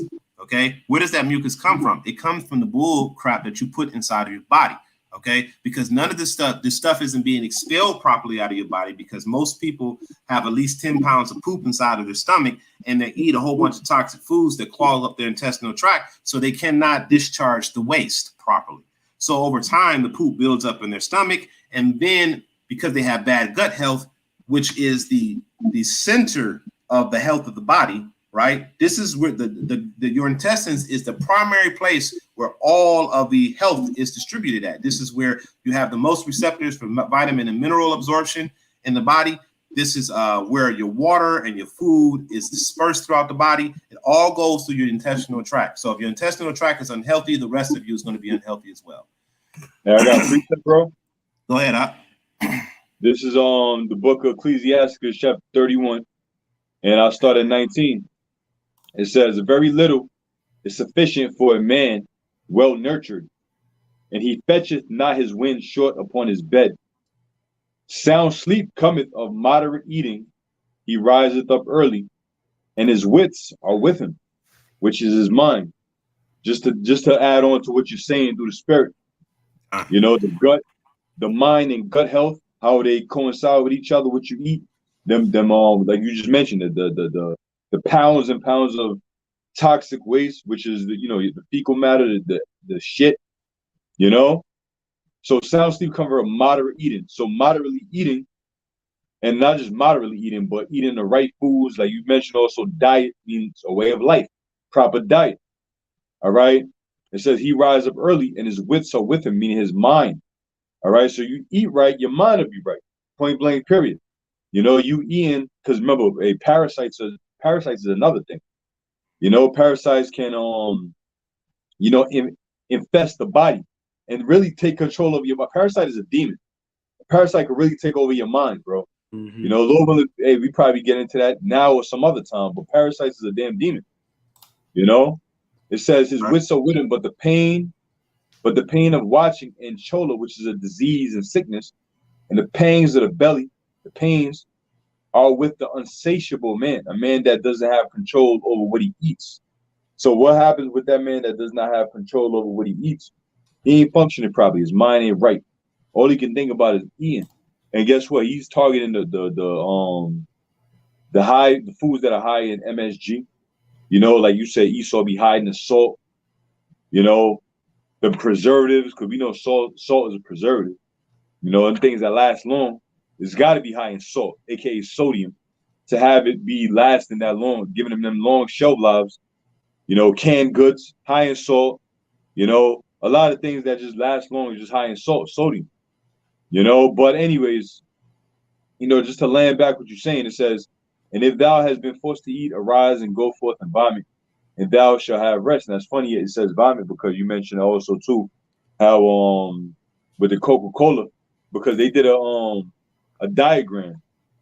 You know, they showed you a bottle of Coke and how much grams of sugar it had, and they show you actual illustration of white sugar in a cup, a measuring cup, and the white sugar was damn near halfway, if not 4 ounces, not 4 ounces, but it was high up there, bro.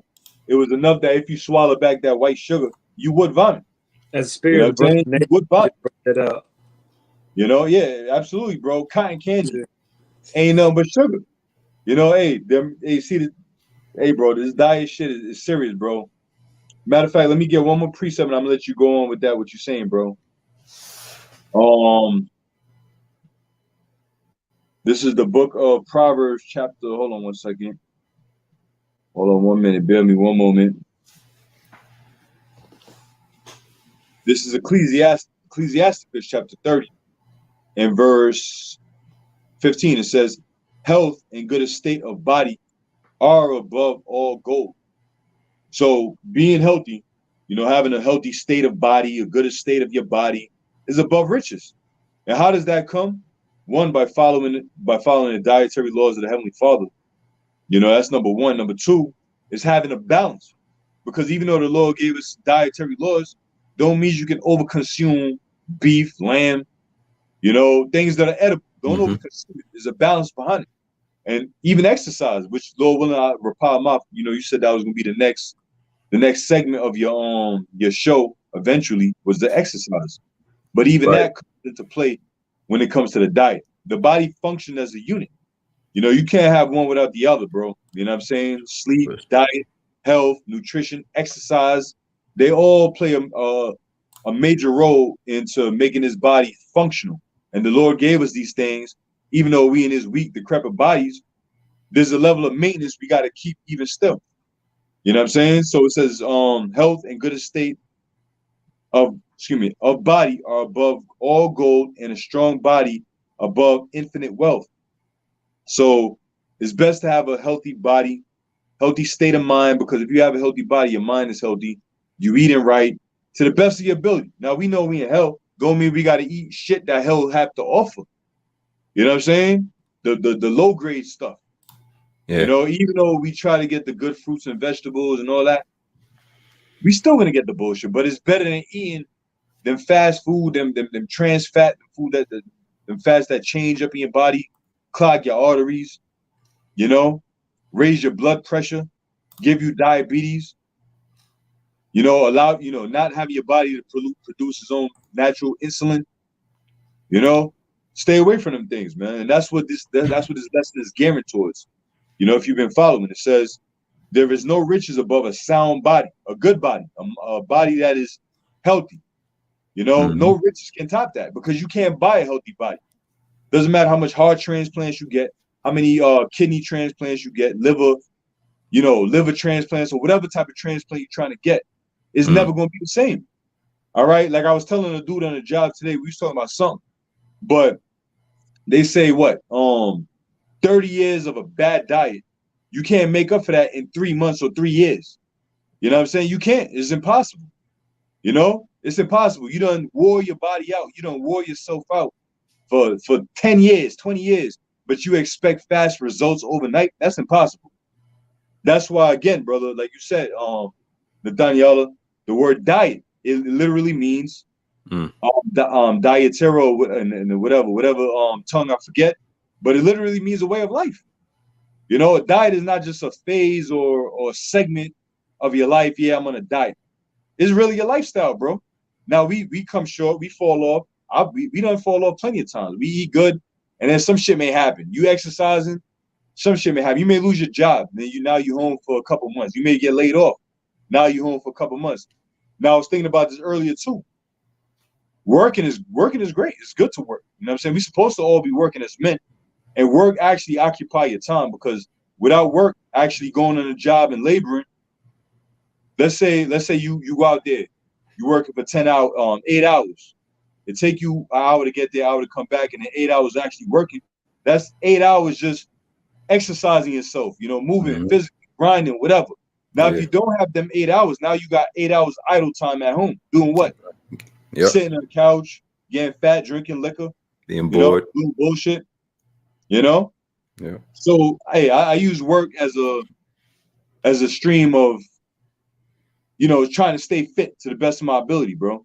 You know, it's 8 hours that you have to burn. You know, you got to pay them bills, so you might as well, you know?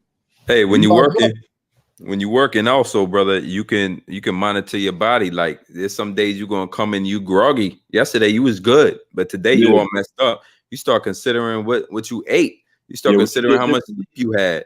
Yeah, you get real critical of what you take back. You know, there's a scripture that talk about redeeming the time, which means buying back your time. That's essentially like in this last days, you gotta take your time back. You know, from a lot of people, you got sacrifice this, that, just to take your time back.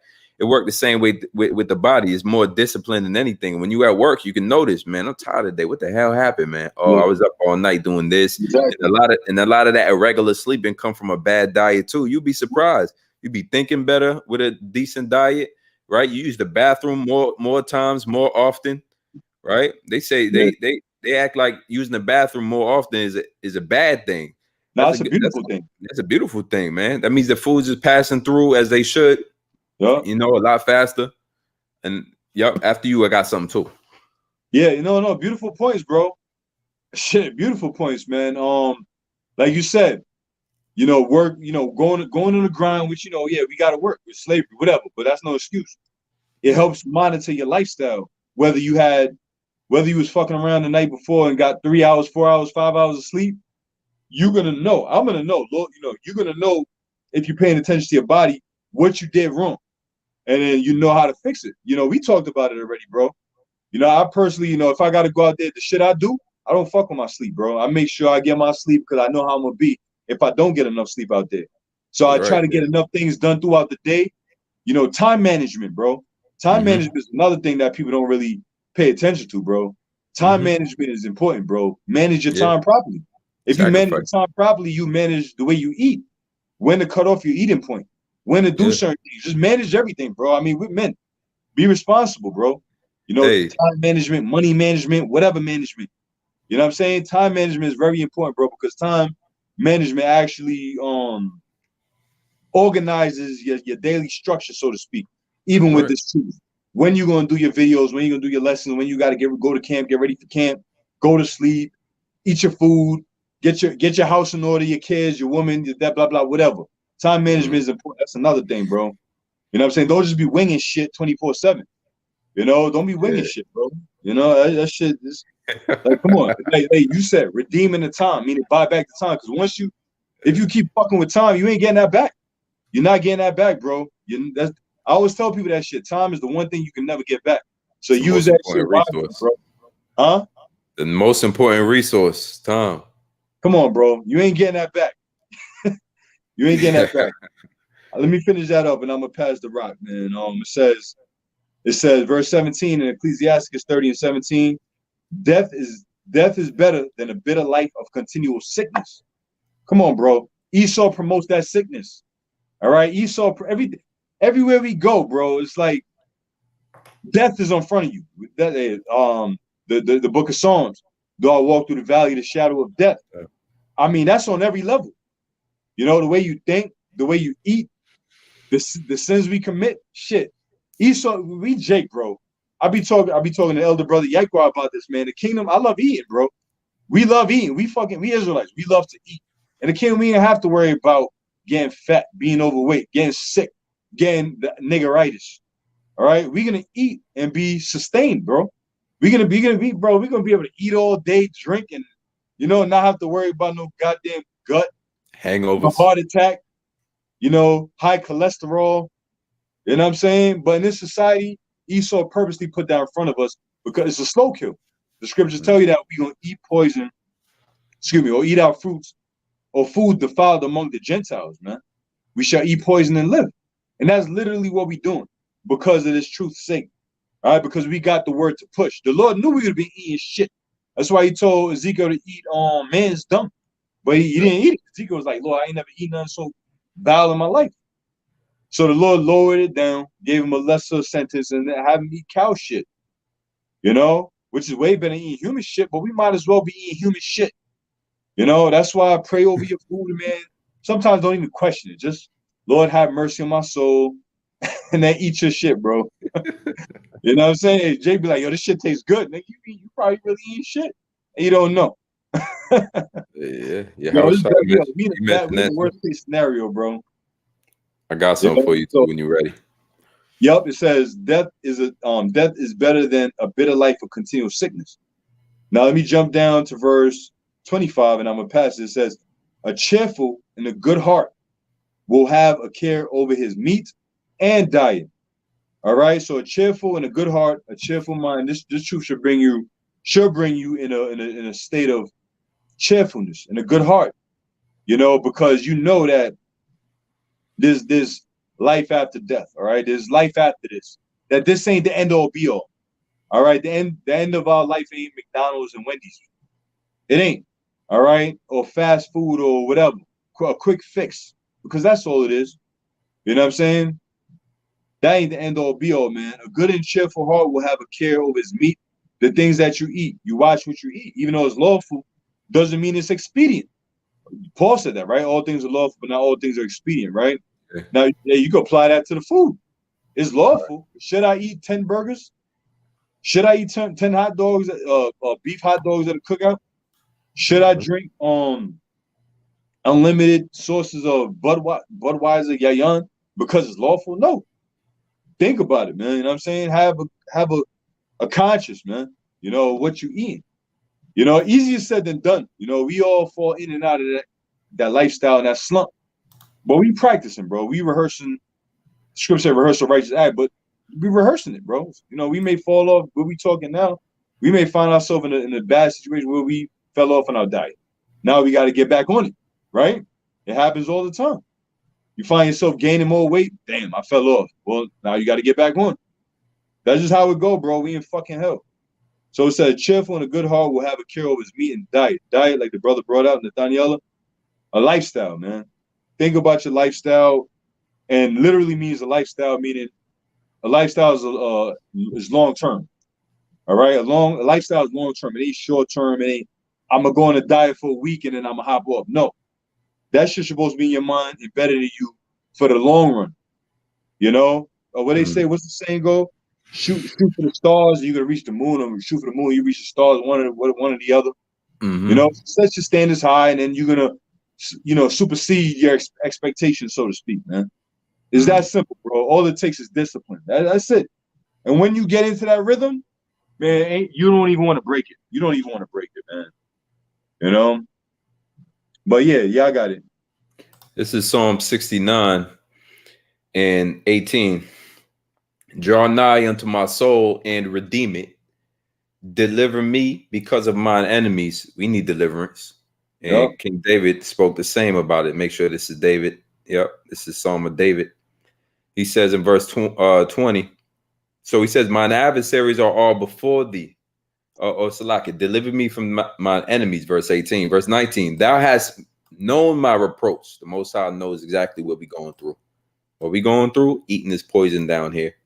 Having to decide whether this food is going to kill me or give me some type of disease.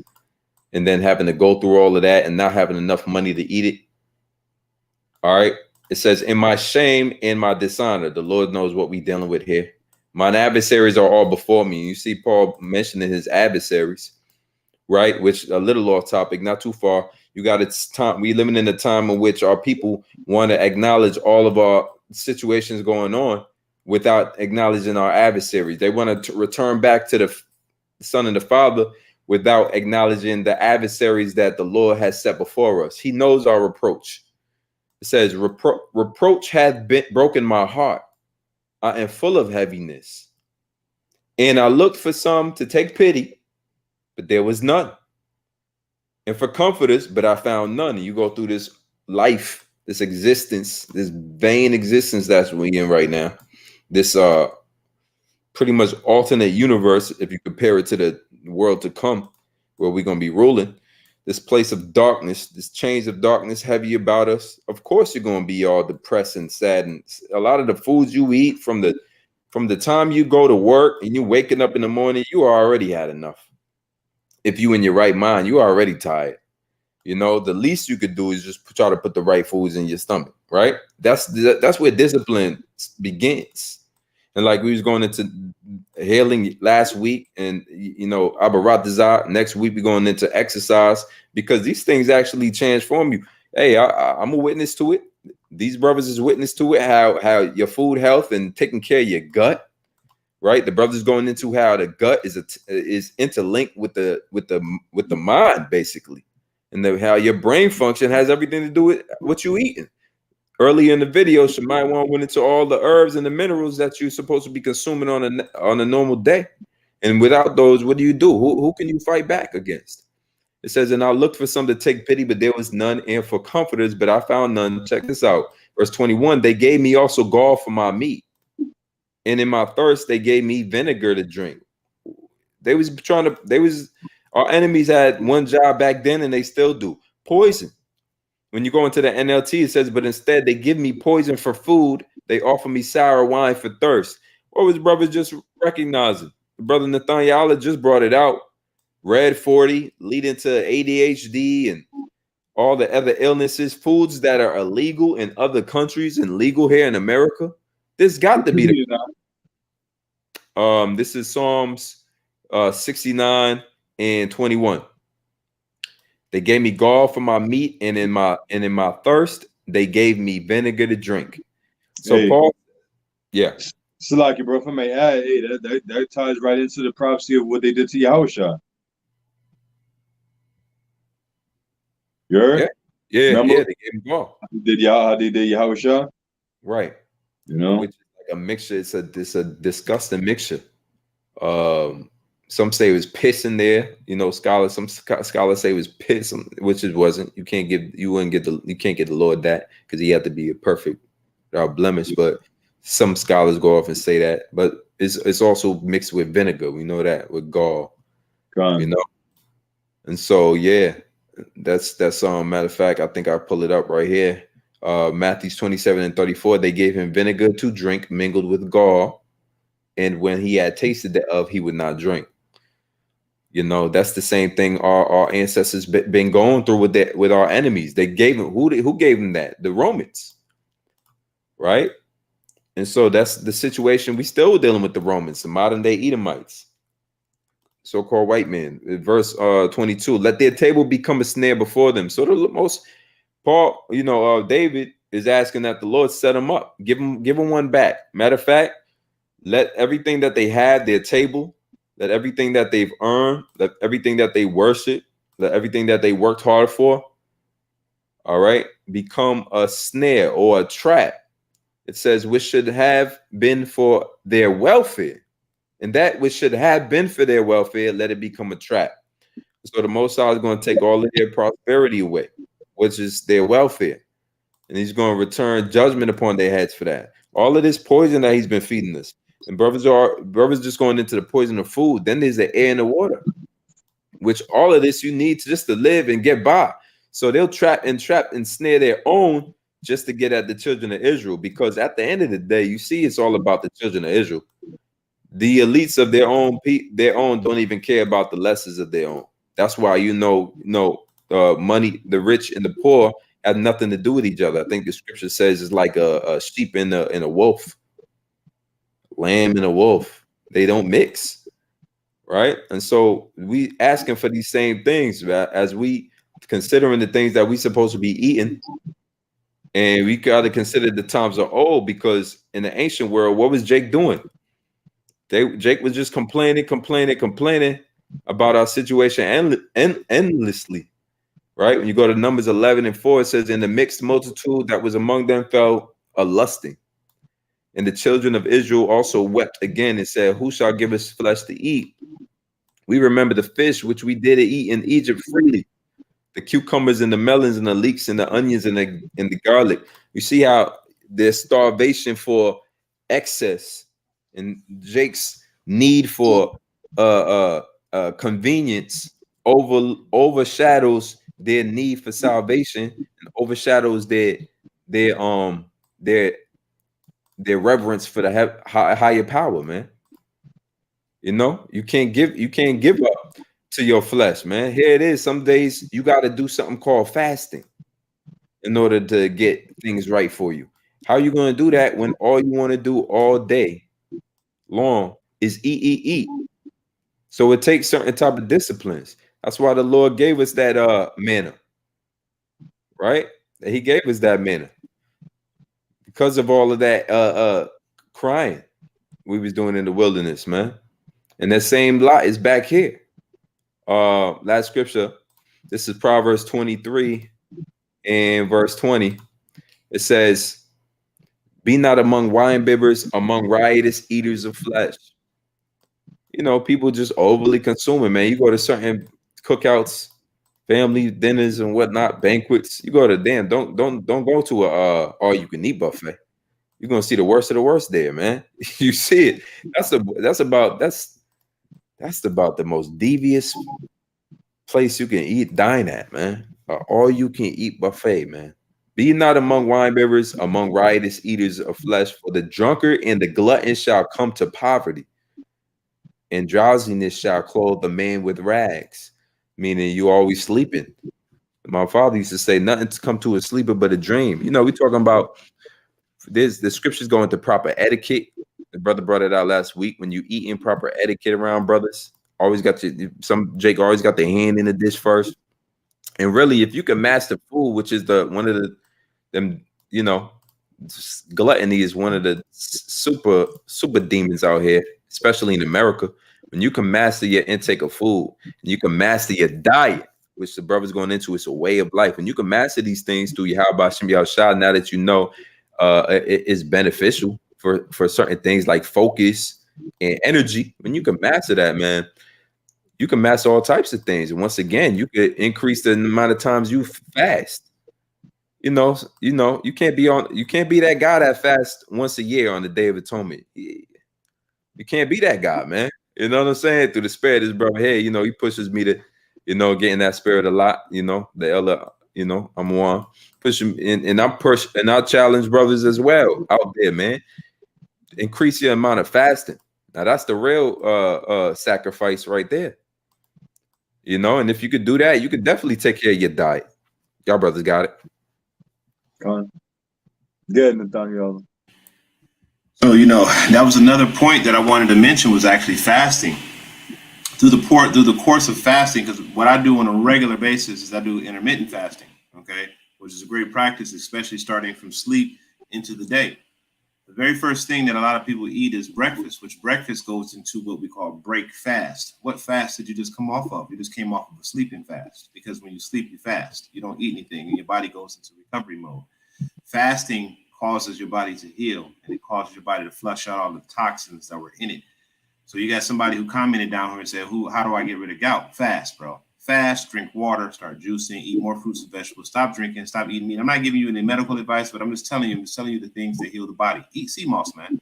You know what I'm saying? It has 92 of the minerals that your body need. You know, you don't need me to tell you, you know, what to do. Research it, man. How do you think I learned all this stuff? I learned all this stuff by looking into it, because I don't want to be healthy. I'm unhealthy. I'm 42 years old, and I got a 4-year-old, a 3-year-old, and a 1-year-old. By the time my 4-year-old turned 10, or by the time he turned 12, I'm gonna be in my 50s. I ain't gonna be able to run and chase after him if I ain't been taking care of myself. I ain't gonna be able to play ball and let alone a 1-year-old. This shell is the only shell that we have, so you have to be mindful of what you put in it. And intermittent fasting, if you can't fast, intermittent fasting is great. A lot of us get up in the morning, the very first thing you want to do is put something in your mouth. Well, that's not how we dealt in the ancient world. In the ancient world, eating was not the first thing that we did when we woke up in the morning. We actually put ourselves to work first, and then we ate, okay? Because there's a synergy behind that, you know? There's a synergy behind fasting and not eating, warming your body up, you know, to consume, then consuming your food. You see what I'm saying?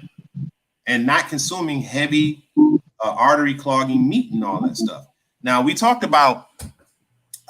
little bit about, and just going into it too, real quick, I just wanted to go into the cause of gout is uric acid in the body, which means that you're putting a lot of poison in your body that your body can't get rid of. That's how uric acid develops in the body.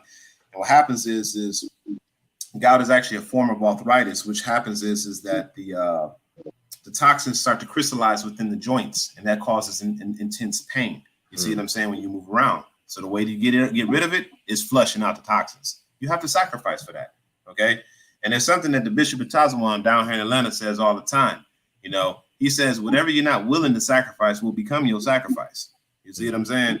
And that's going to become your sacrifice. So if you're not willing to sacrifice the things that are causing you bad health, then you're gonna be sick from bad health. You see what I'm saying? If you don't want to take care of yourself now, you're going to be forced to take care of yourself later, regardless of how you look at it. And this is why so many people are dying from diseases, because they fall into the trap.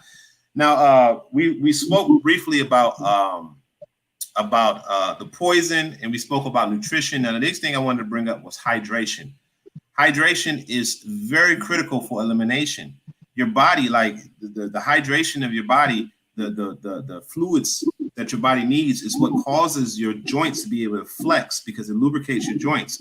Hydration lubricates your bowels so you can eliminate. Hydration is the thing that causes the synapses in the brain to fire properly, because your brain and your body is properly hydrated. You see what I'm saying?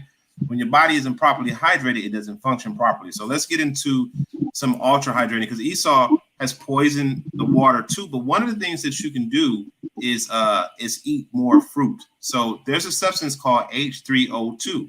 Okay, and H3O2 is a highly structured water. Okay, it's a highly structured water that comes from fruits. And what happens is when your body when you drink water, it's in an unrefined form. But when you eat fruits and vegetables, those liquids beside the fruits and vegetables actually structure that for better absorption. So you can drink a cup of watermelon juice, which that's what I have. I just juice some watermelon.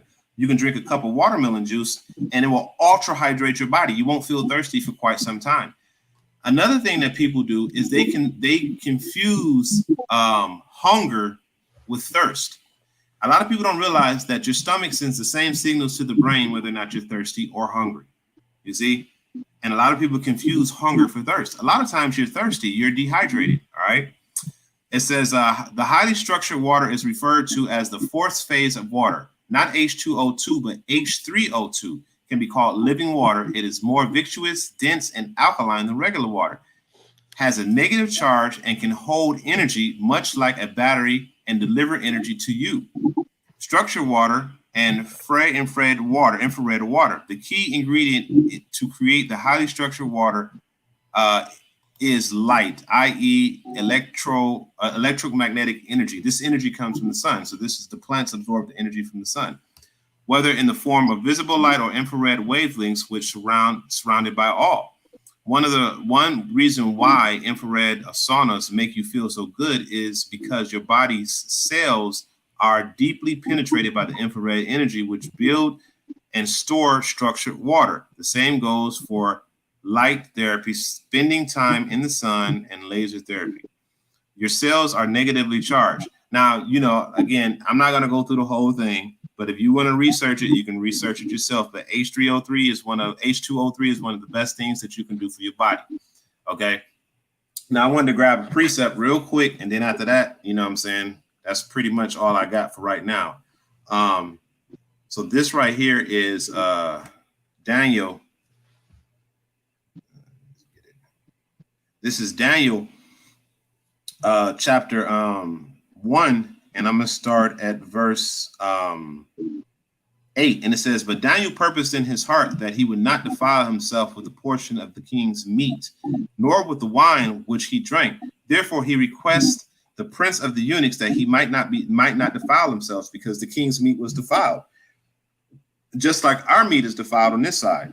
But there's something that you can do about it. You don't have to eat the worst of the worst. You can actually eat the best of the best, the best of the worst. But you got to go out and look for it. Because no matter where you go in Babylon, it's going to be defiled. It's going to have some level of defiledness to it, because even the soil and the air is defiled, because he sprays barium salts and aluminum dioxides in the air that comes down and makes the soil toxic. So, and the water toxic, and the fish and everything. So no matter what you do, you're going to get it, but you can get the best of the worst.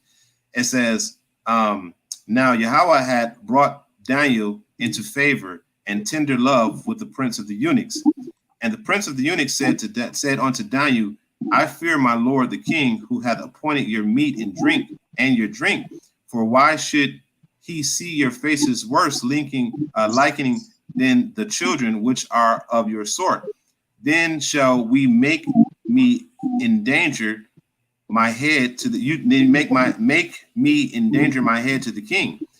Then said Daniel to Melzar, whom the prince of the eunuchs had set over Daniel, Hananiah, Mishael, and Azariah, provide thy servants, I beseech thee, 10 days, and prove thy servants, I beseech thee, 10 days, and let them give us pulse to eat and water to drink.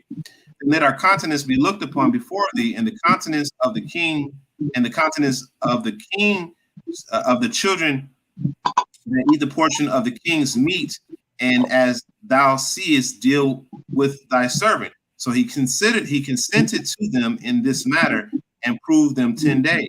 And at the end of the 10 days, their countenance appeared fairer and fatter in the flesh than all the children which did eat the portion of the king's meat. Okay, so that's exactly what's happening here in Babylon. When you look at the people that consistently consume the king's meat, that consistently consume the things that come out of this nation, you can see the death and you can see the decay and you can see it in their behavior, how bugged out they are. You know, I just read an article today where a woman killed her boyfriend because they were fighting over who get to use the microwave first. Now, how bugged out is that? First of all, the microwave radiates your food. There's no heat in the microwave. What the microwave does is it radiates the liquid that is inside the food to cause the food to get hot. So you're eating radiated food, which is toxic for your body. But how bugged out do you have to be in the mind to kill somebody because you wanted to use the microwave first? You see what I'm saying? What are you eating? What are you putting in your body that caused your mind to be bugged out like that? You see? Oh, that's fucking hilarious.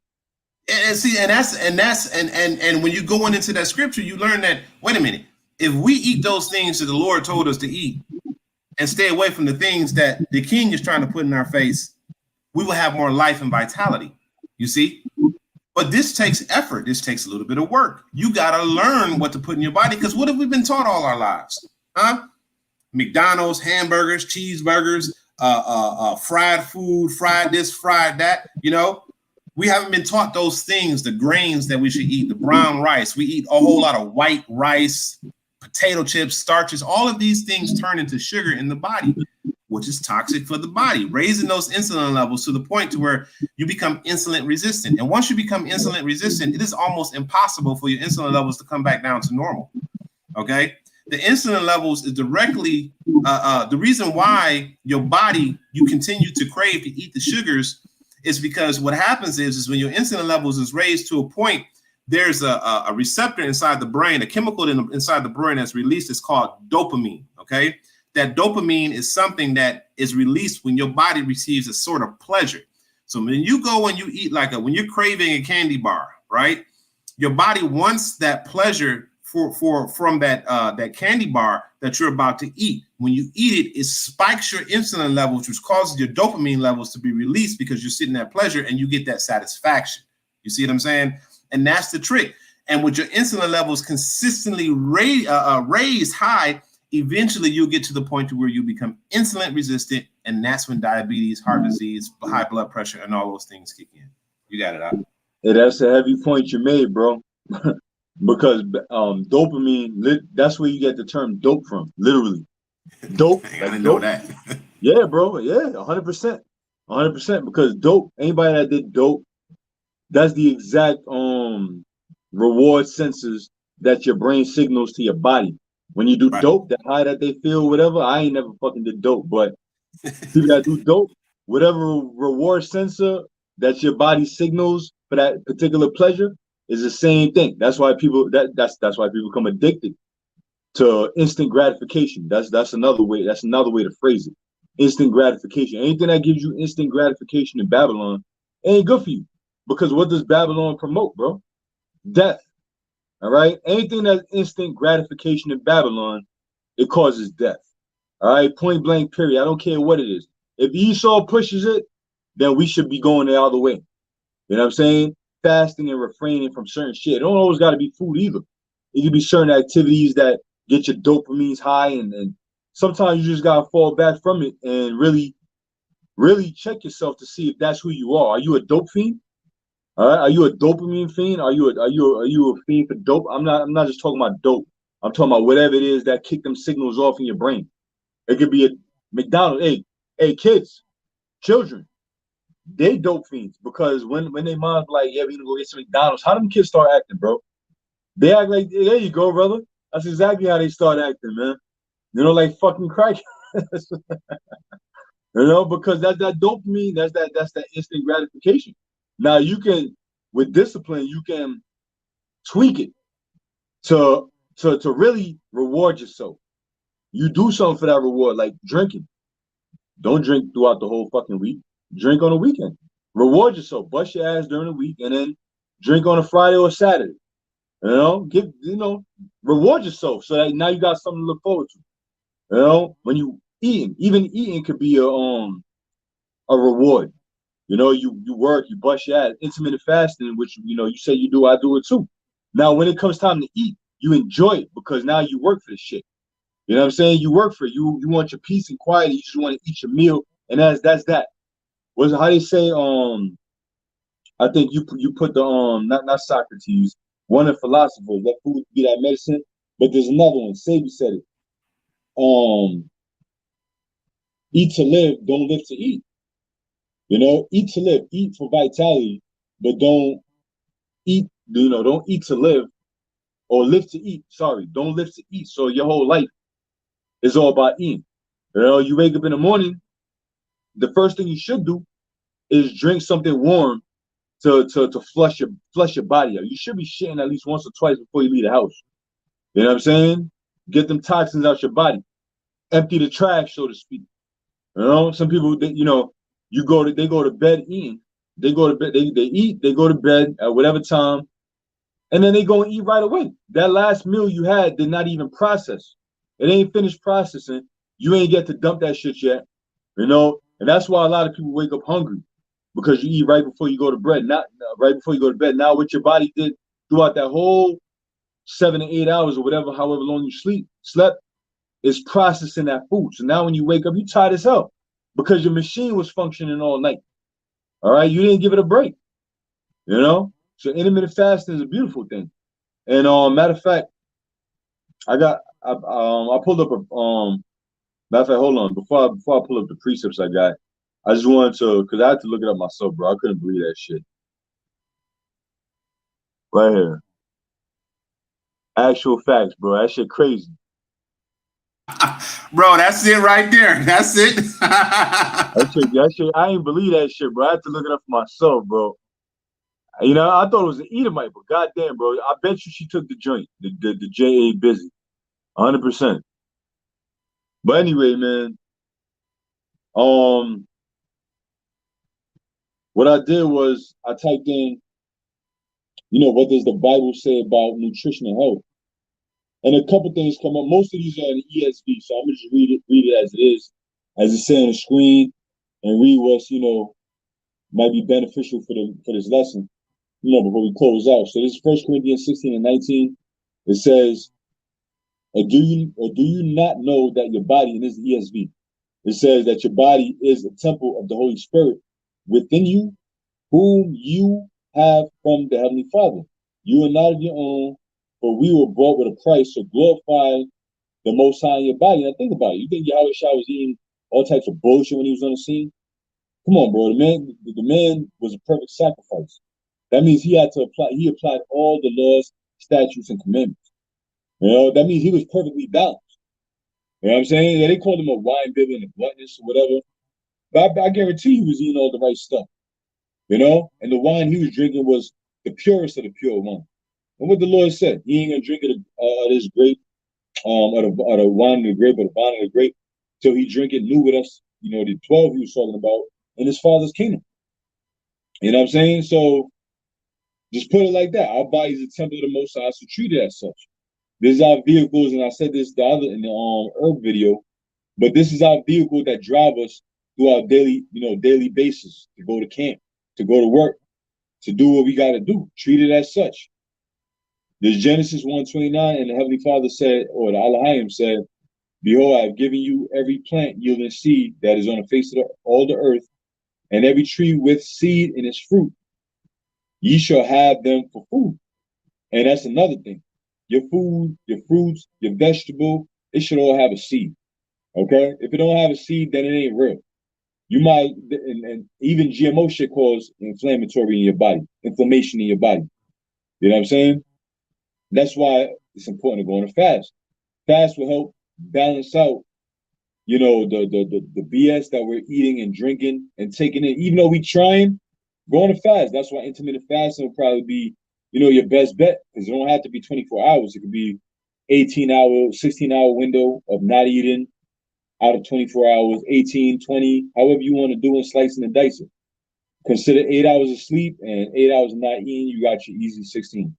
Throughout that whole 8 hours, you could be drinking fluid and flushing your body. Drink water. Your body is made up of water. This is Proverbs 23 and 20. ESV again. It says, be not among drunkards or be not among drunkards or among gluttonous eaters of meat. For the drunkard and gluttonous will come to poverty, and slumber will clothe them with rags. You see, so being a drunkard and a gluttonous and eaters of meat and just gluttonous, you come to poverty. You know, the most expensive thing you can do is always eating out, always eating out. And that's why the black women, or women in general, they always want to eat out. They always want to go out and eat. Why? You know, they go out and eat and take a picture or just glorify some bullshit ass meal on the table that could have been fixed at home. You know, that us brothers could have done a better job doing. Like Roscoe's Chicken and Waffles. Come on, bro. Like really? You know? Why? But just to say you went out and eat? Personally, I fucking hate going out and eat, bro. I mean, I used to do this shit, but I never feel satisfied when I go out and eat. I never feel like the satisfaction of the nutrients that my body. I never feel it. If I do, it's for pleasure. Point blank. Period. We don't eat for pleasure. You know? Or you That's how you get broke. Huh? That's how you go broke fast. Keep go ahead and eating. And Mr. Childs, keep going out to eat. See how your pockets look. I mean, we was talking earlier about having the proper diet. The diet covers more than just your what goes in your stomach, because it's a way of life. What about your budget diet? You know, Abaratazar, we're gonna do a lesson one day on finances and try to make it hit home for some Jake and make some sense, because that's another taking care of. That's another human necessity, man. As we are still here, but you gotta have order and discipline amongst everything you do. Yeah. And as the brother mentioned, having a good diet, when you're doing these things like fasting, the brother mentioned when you're doing these things, intermittent fasting, when you're drinking all of this water, when you're turning your whole wave around, make sure you take notice of how your body is feeling. Tell me you ain't gonna feel better. Tell me you ain't gonna use the bathroom more often. And then you're going, like, how you feel, you know, how you feel after it. You're supposed to feel rejuvenated, energized. You got your sleep, man, because you're supposed to be, you know, you're going to be toiling on the plantation. You're going to want that energy, you know, and then you're going to watch a lot of people, how they look. They look sluggish. They look like they're old. Their metabolism is slower than it should be. They're walking slower than they should be, and their knees and all of that stuff. There's a dead look in a lot of these Americans as you walking down the street. Notice them. There's a dead look in them because a lot of it is basically they ain't taking care of their bodies no more. Bro. It's like, how the hell with it? Hey, bro, we see it all the time, bro. And you see, for those that are watching, Lord willing, this makes sense and this resonate with you, because once you know, I don't want to say, you know, once you're on that side, so to speak, and you start looking at how these people really eat and drink, it's like, how the hell do you do it? I mean, I'm talking about 7 in the morning. Niggas eating bacon, egg, and cheese, bro, and damn, and Swiss rolls, them little Debbie cakes and shit. Donuts. Ask me if I want some. Nah, I'm good. I don't eat until 12 o'clock. And at 12, when I do eat, it really is a smoothie that I make every morning. When I wake up, like 5, when I wake up, I start making my smoothie. I put the ingredients and all that shit. And I'll eat down to 12. But from 7, or from the time I wake up to 12, when I do break that intermittent fasting, is water, is black coffee, which that helps me go to the bathroom straight up. You know, black coffee, water. I drink spirulina around 10, and then more water, and then 12 I have the smoothie, and then I don't eat until I get home like around 3, 4 o'clock. Not even. I'll probably work out a little bit, and then around 4, 5, 6 o'clock, then I'll eat, and that's that, and then repeat the same day. You know, but it's bugged. That's just what I do. You know, through the spirit, that's just what I do. And even, you know, working this particular job, helped kept that rhythm. You know, 12 o'clock the smoothie, after a workout, if it ain't the Sabbath or my rest day, 5, 6, 7 o'clock. 7 o'clock the latest. You know, I try to cram everything in. That's why, like you said, bro, Lord willing, you know, even time management is another thing you gotta kind of work on if you can, you know, to the best of your ability. You know? Hey, 1 Corinthians 4, what is it? 14 and 40. Let all things be done decently and in order. If you can organize your shit, organize it. There's nothing wrong with that. Mm-hmm. But anyway, reading on. Proverbs 23 and 20, it says, ESV, it says, be not among drunkards or among gluttonous eaters of meat, for the drunkard and glutton will come to poverty. All right, will come to poverty. You always eating and drinking. You gonna go broke. You're gonna go broke if you always eating and drinking. Always want to go out and eat. Always want to eat these fast foods. Always want to, buy liquor. You're gonna go broke. Believe that, all right? And slumber will clothe them with rags. So always sleeping. That's another thing. Always sleeping.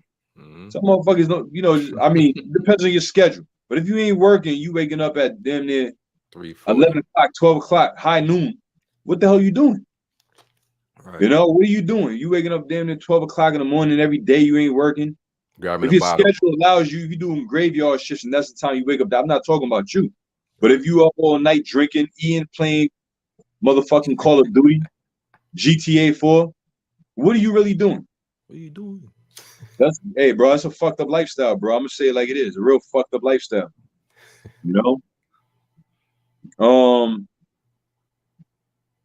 I believe I had one more, bro. The brother it's not an advantageous lifestyle, man. Jake just be working against themselves instead of for themselves. They worst enemy, man. You try to transition the Jake from every day of hamburgers to some fruits and vegetables, man. Dude just gonna have a heart attack just trying to get up to fight you. Jake having heart attacks, man. Jake got all that fatty tissue on their livers and yo, Jake, y'all in bad condition. Of course, it's the curses, of course. But you can't always blame it on that, bro. Right. If you can help it, bro. Like real talk. Yeah. You know what I'm saying? Like Jay could be on some shit. Yeah, I'm gonna fucking eat this damn. I'm gonna eat this KFC because we under curses. We broke. Come on, bro. That's a real fucking slumped up mentality, bro. You know what I'm saying? Yeah. How does that help you grow? If you're around a brother like that all the time, how does that help you? A brother that's saying that shit, man. You know what I'm saying? Come on, bro. How does that benefit you? and two, like, if I could say, bro, cook, man. Cook. Yeah. There you go, bro. Cook. Like, what's wrong with going to the stove and buying you some chicken and going home and cooking it, bro? Yeah. Trust me, it's gonna be a lot better than how they cook that putrefied chicken at KFC and these fast food restaurants, bro. Trust me. And we was talking briefly about going out. Man, I went out. I ain't been out. I ain't been out in a long time, bro. In a minute. And I decided I was like, you know what? I'm gonna take me and the kids out to eat because I don't feel like cooking.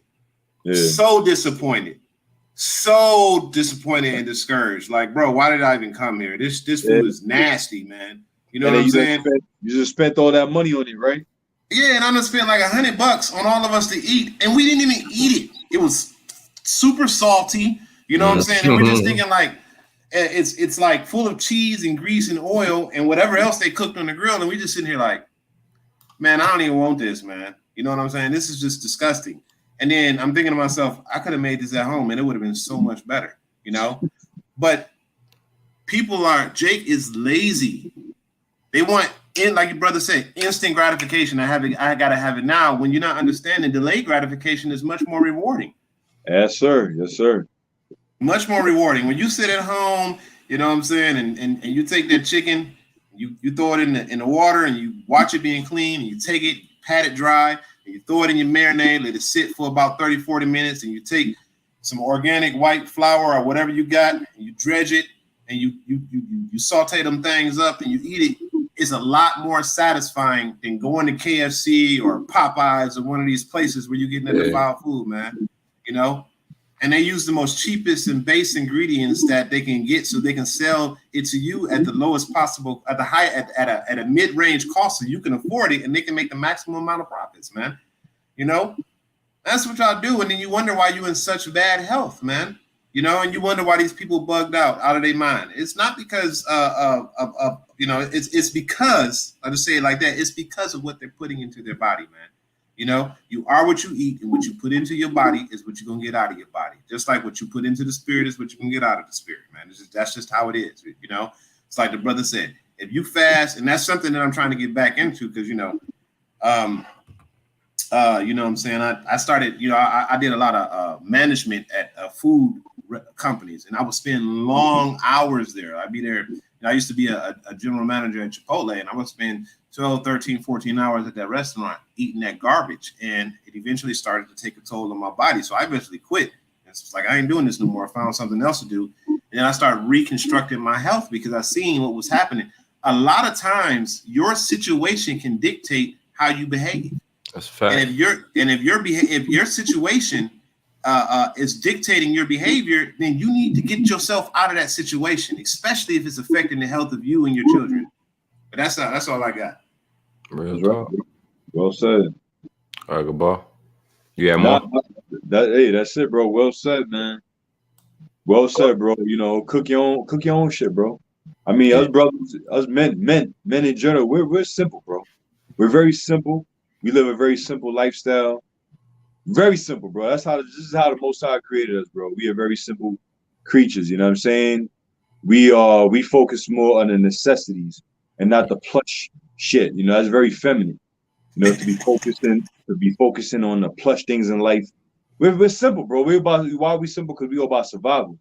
So we gonna eat one way or another. You know, brothers cook their own shit. You got a woman to cook. You show her the guidelines on how to cook, how to set it up, whatever. You know, but pay attention to what you eat, man. That nutrition, pay attention to what you drink. You know, hey, think about it, man. I mean, you feel way more better. Even though it's a spirit that really dictated, but even the flesh has a lot to do with it too. Like, even on Saturdays, me personally, I don't eat heavy on Saturdays before camp. You know what I'm saying? More than likely, I'd rather kind of like real light fruits, vegetables, you know what I'm saying? Or water, coffee, or some shit, whatever. But I would I don't want to go to camp feeling like I done had a cheeseburger, fries, and nah, I can't do it. Because my mind ain't gonna be there. I'm gonna be all groggy and shit. That's me personally, bro. I mean, if other brothers could do it, that's beautiful. But, you know, I won't advise it. You know what I'm saying? You want to be on, in your wits when you out there, man. You know what I'm saying? Celebrate afterwards. Reward yourself after the battle, bro. You know what I'm saying? I'm not telling you to go to camp hungry. Eat something simple that's gonna hold you down. Eat some complex carbs. I remember they said, "Hey, bro, I'm not even saying that. I remember I heard this from the elder bishops years ago, bro. I'm talking about when we first came into the camp, bro. Elder Tazadaki said this back then. He was like, "Yo, bros, one of the good things to eat when you coming out to camp is oatmeal because that shit, it sustains you. You know what I'm saying? It holds you down. It's complex carb. It'll hold you down. It'll release that energy, the calories, which calories is energy. It'll release it over the course of the time, not instantly where you catch that insulin spike and now you got the niggeritis. It'll slowly release it for you, bro. That instant release gives you the niggeritis, bro. You know, you ever eat something so much sweet shit at a fast pace, you would think it's energetic, but now you knock the hell out because you ate the shit too fast and it was probably sweets in there and it wasn't as complex as you thought it was. You know, it's that simple, bro. And you know what? You could honestly save more money if you do, you know, you look for the more complex foods to eat. You know, certain butters, cashew butter, almond butter, oatmeal, vegetables, blend your stuff up, juice your stuff up.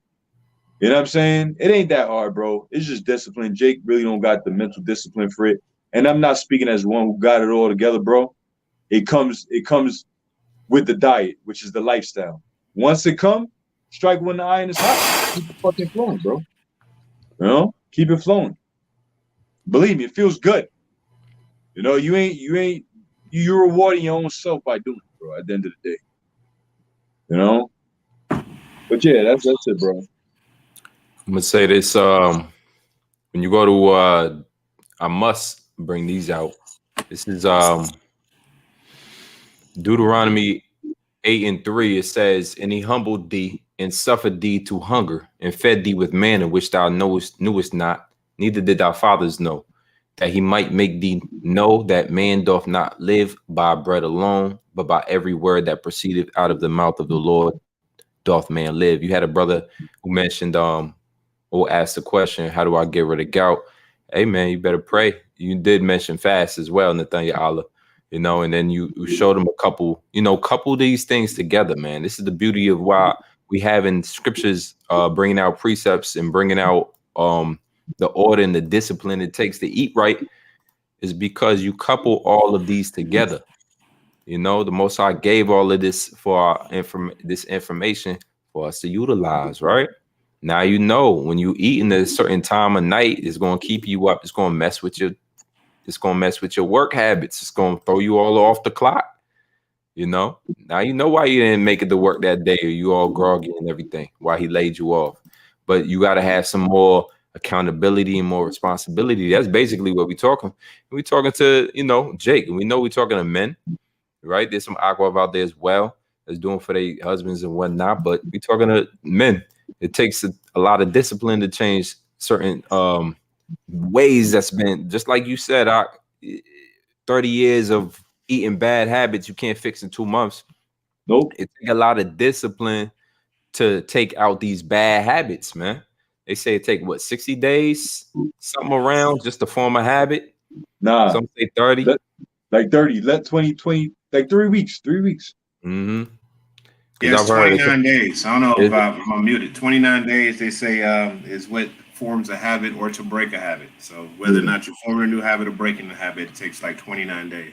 Which essentially that means now your body becomes normalized to it. It's not a fight no more. What we talking about, these things, it seems for some Jake, it seems way out there. Like, yo, I can't, man. I'm so used to my Twinkies in the morning. But that's the issue. You shouldn't be used to no Twinkies, man.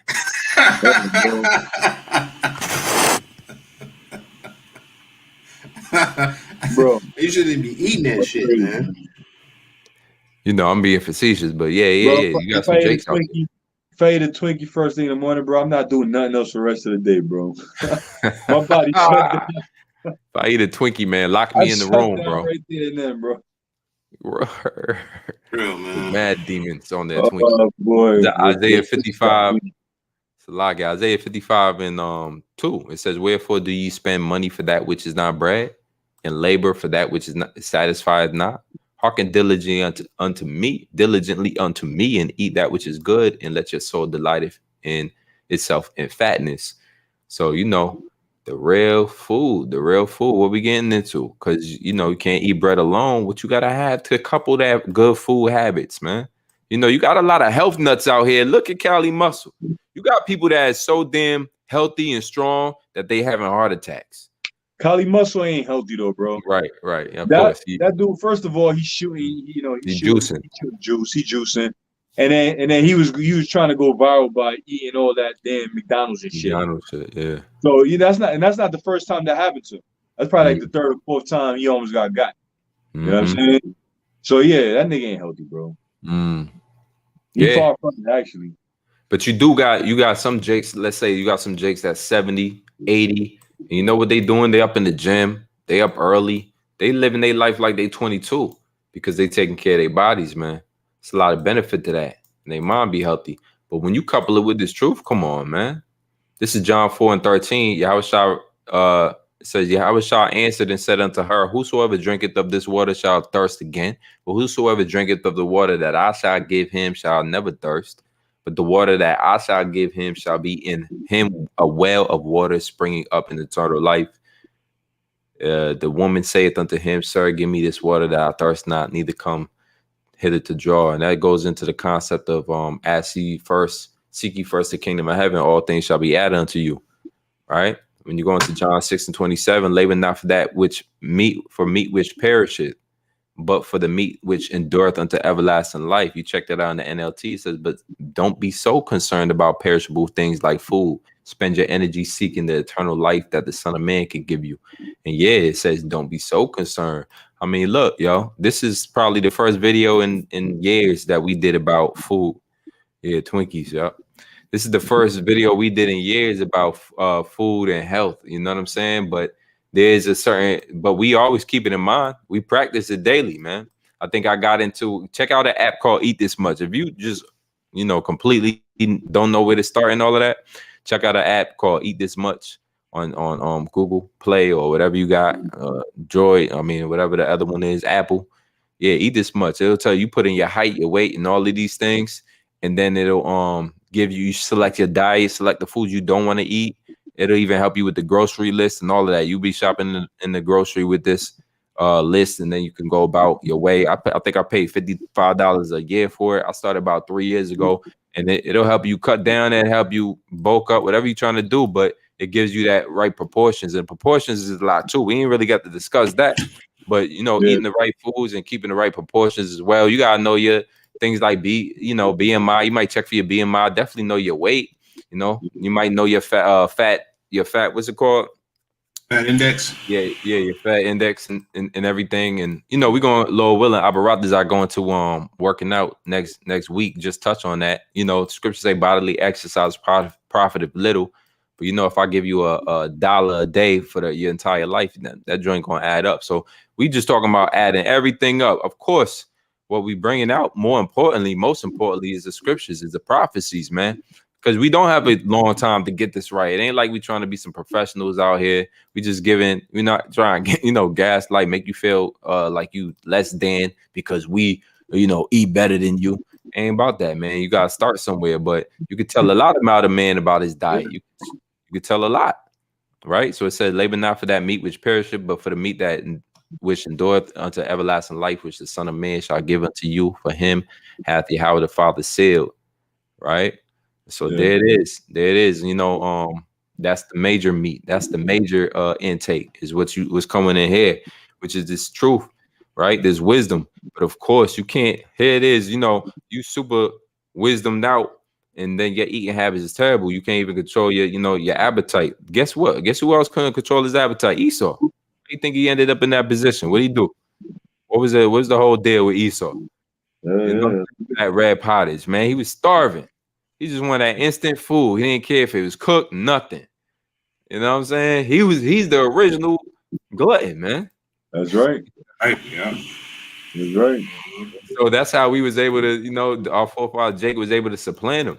And then even dealing with our father Isaac, he fell to that same, stead, because he came in and asked Isaac, thinking it was Esau, I'm hungry. And Rebecca tipped him off. Yeah, your father's hungry. You could go in there right now and play like you Esau and he said, feed me unless I die. So guess what? You got two situations where men was tricked out of their hunger. So, you know what I'm saying? You got curved. Sometimes you got be in the spirit to curve things. And what the brother brought out early was important. I'm just ending with that. And then unless y'all brothers got some more, I'm going to end it with that. Is that your sacrifice, anything that's you can't give up easily. What you said, the sacrifice. I said whatever you're not willing to sacrifice will become the sacrifice. Yeah. You want to expound on that real quick? Yeah. So basically, you know what I'm saying? If you're not willing to sacrifice, just to stay on topic where we're on, if you're not willing to sacrifice those things that are causing you to potentially have bad health, then you're gonna get bad health.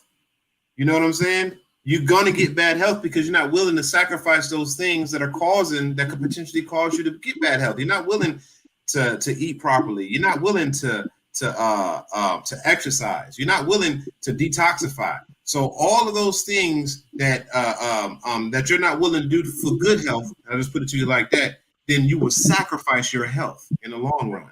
You see what I'm saying? Just to expound upon it a little bit. So if you're not doing those things necessary to take care of your health, then you will sacrifice your health and you will have to take care of yourself. And normally when you're forced to take care of yourself to be healthier, it's too late. You're past the point to where you actually can get healthy again because you've already broken down to the point to where you're past redemption. This is why you get a lot of people that get these cancers and heart disease and all that stuff. And the only thing they can do is just go to Esau to buy their time because they sacrifice their health for pleasure.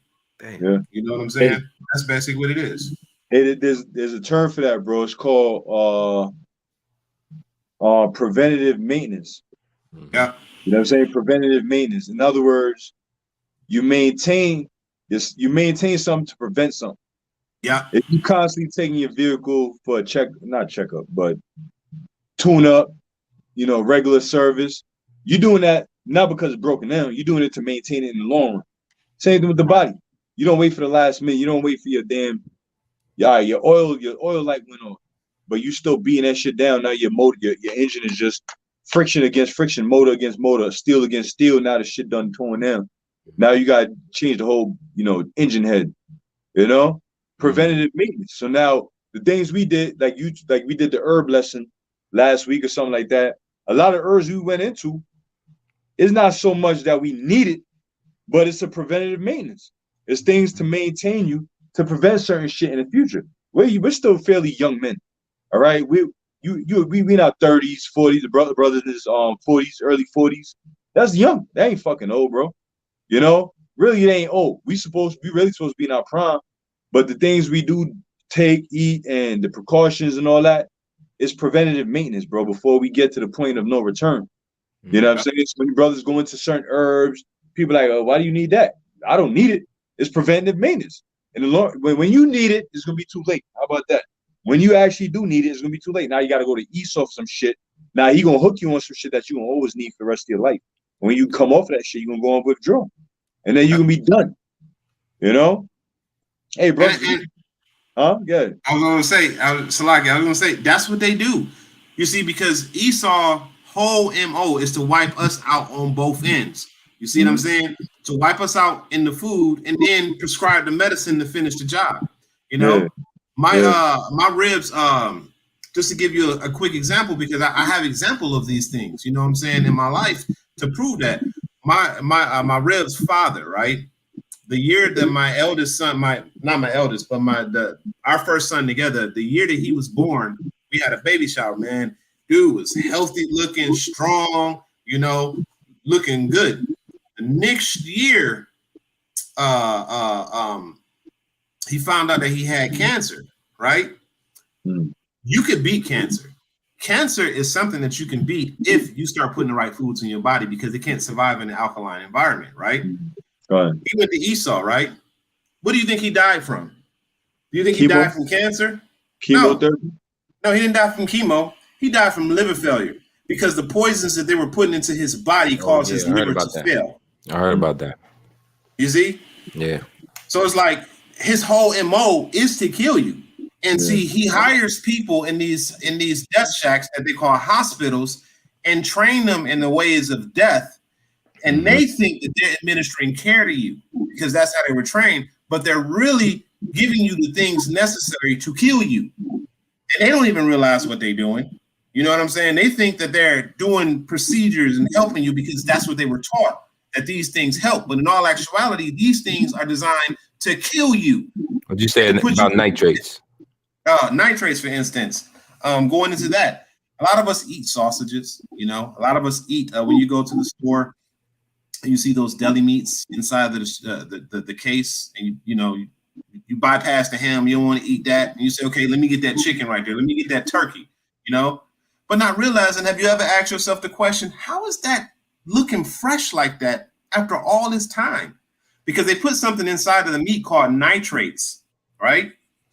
And the nitrates inside of the meat causes cancer. No, not like, okay, well, it could cause cancer. No, they have definitive studies that have proven beyond a shadow of a doubt that when they've done these studies in lab mice, and they feed them these nitrates, that in a very short period of time, those rats that ingested it had full-blown cancer. Full-blown cancer. So now you have the hot dogs or the food that's full of these sodium nitrates and these different chemicals, right? Then you have the food, the sprayed with all of these chemicals. You have the seedless, GMO, genetically modified foods that you eat. Then you have all of the junk food that you eat and you put into your body, right?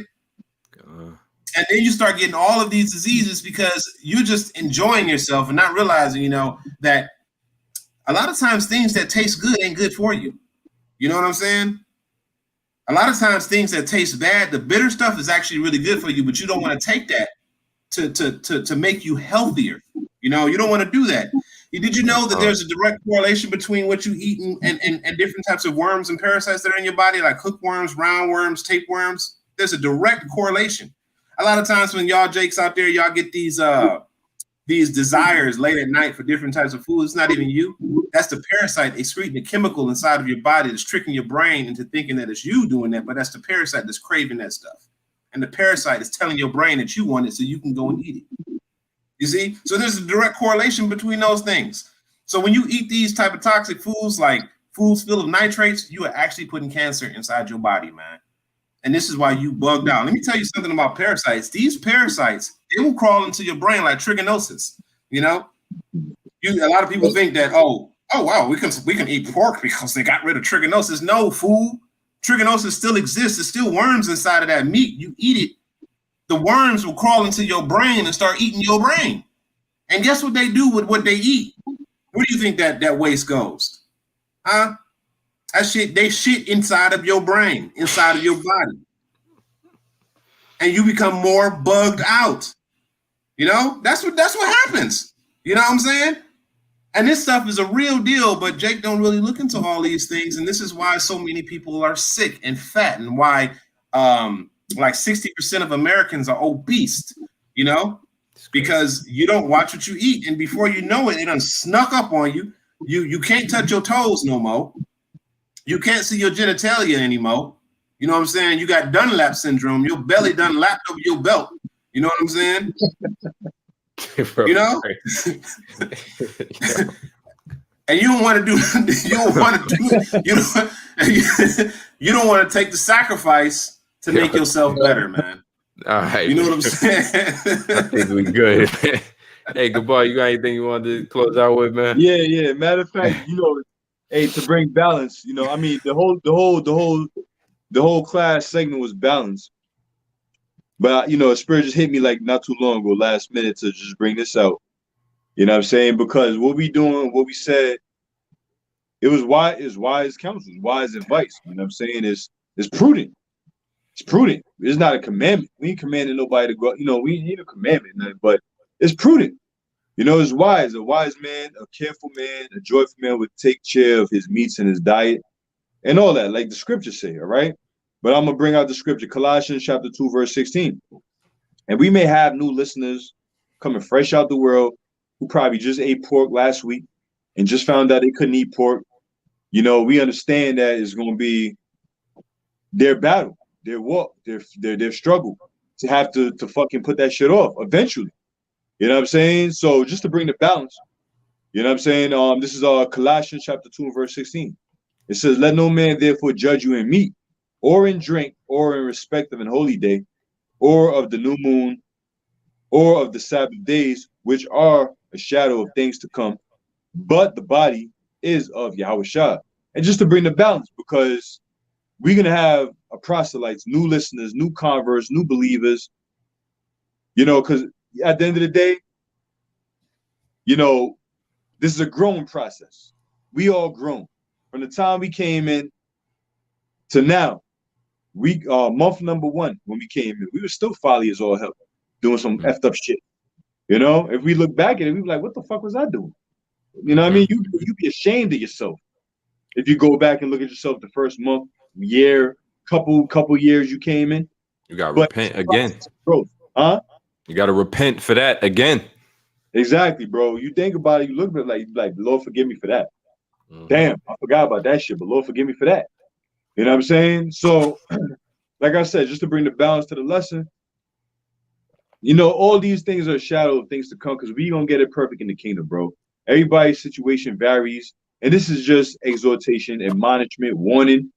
Take care of your health, take care of your body. I mean, nobody ain't gonna force feed you, right? Bananas and prunes and water. This still, no, we ain't gonna do that, you know. But we can advise, you know, on a proper diet, which is the prudent thing and a wise thing to do. You know, if you really care about yourself and you really care about your well-being, your diet, your lifestyle, point blank, period. You know what I'm saying? Because then Jake cares. Jake cares when it's too late. Jake want to get right when it's too late. And the Most High ain't dealing with that. Yahweh Shemel Shah is not dealing with that. That's why he looks for faith.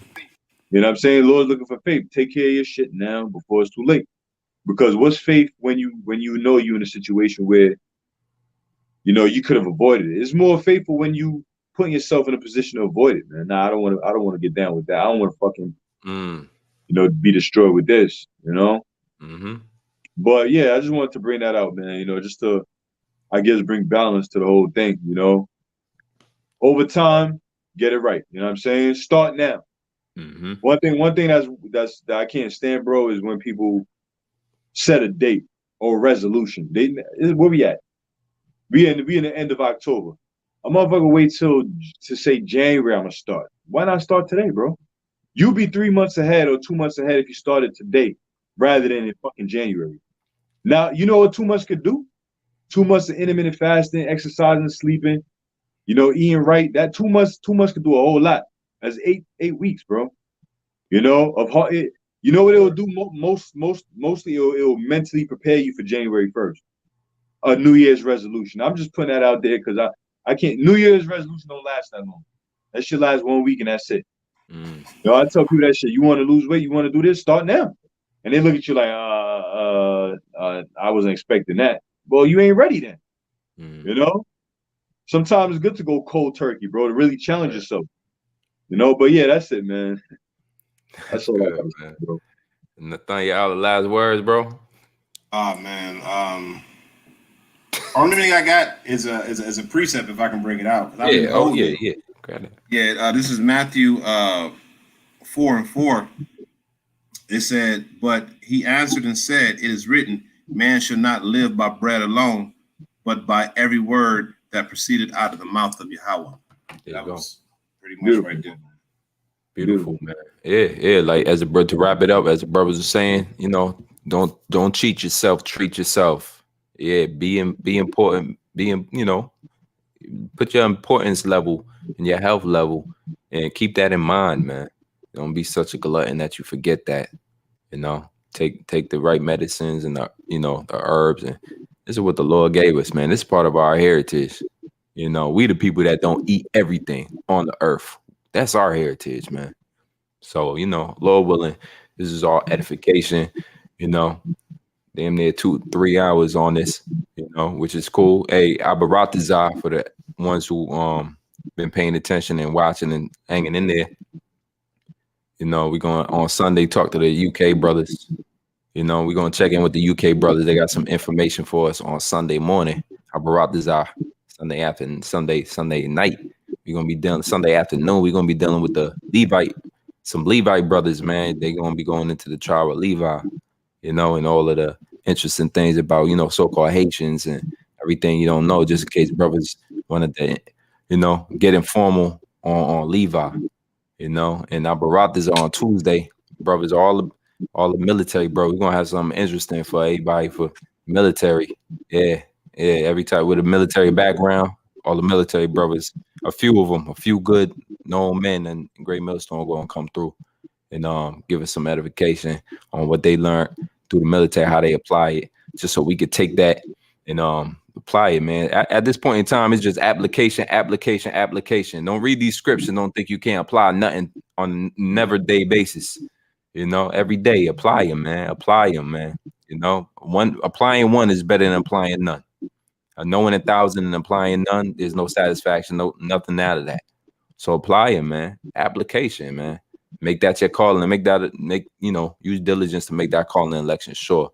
That's what we're talking about. And always have faith. Everything you do with faith. If you're gonna eat on a diet, do it with faith. You're gonna work out, exercise, do it with faith. Have faith in everything you do. When you go to work, do it with faith. You know, you could work with faith, meaning that you ain't working for your boss. You're working for, you know, this is your responsibility as a man to your family, to your children, whatnot. You could ignore all of the rest of this shit, you know, and just do what you're supposed to be doing, you know, zone out, so to speak, you know. All right. So, hey, you know, we want to give all glory, honor, and praise to Yahweh, Bahashem, Yahweh Shah, Bahashem, Rakakwadash. Again, double honors to the apostles and elders who rule well over the flock. Shalom and salutation to all you brothers out here pushing the words of truth and sincerity, real soldiers of the Lord. And shalom to all the Aki and the Aqua paying attention, scattered Israelites abroad. Yeah, we see you. You know, Abaratazar, this was edifying. We're gonna come Abaratazar next Friday. We're gonna deal with exercise. So we see y'all then too for that. Abaratazar, always Lord willing. All right. Shalom, above Paul, DTA, Tawab, Laila. Shalom. Tawab, Laila. Stay on, Nathan.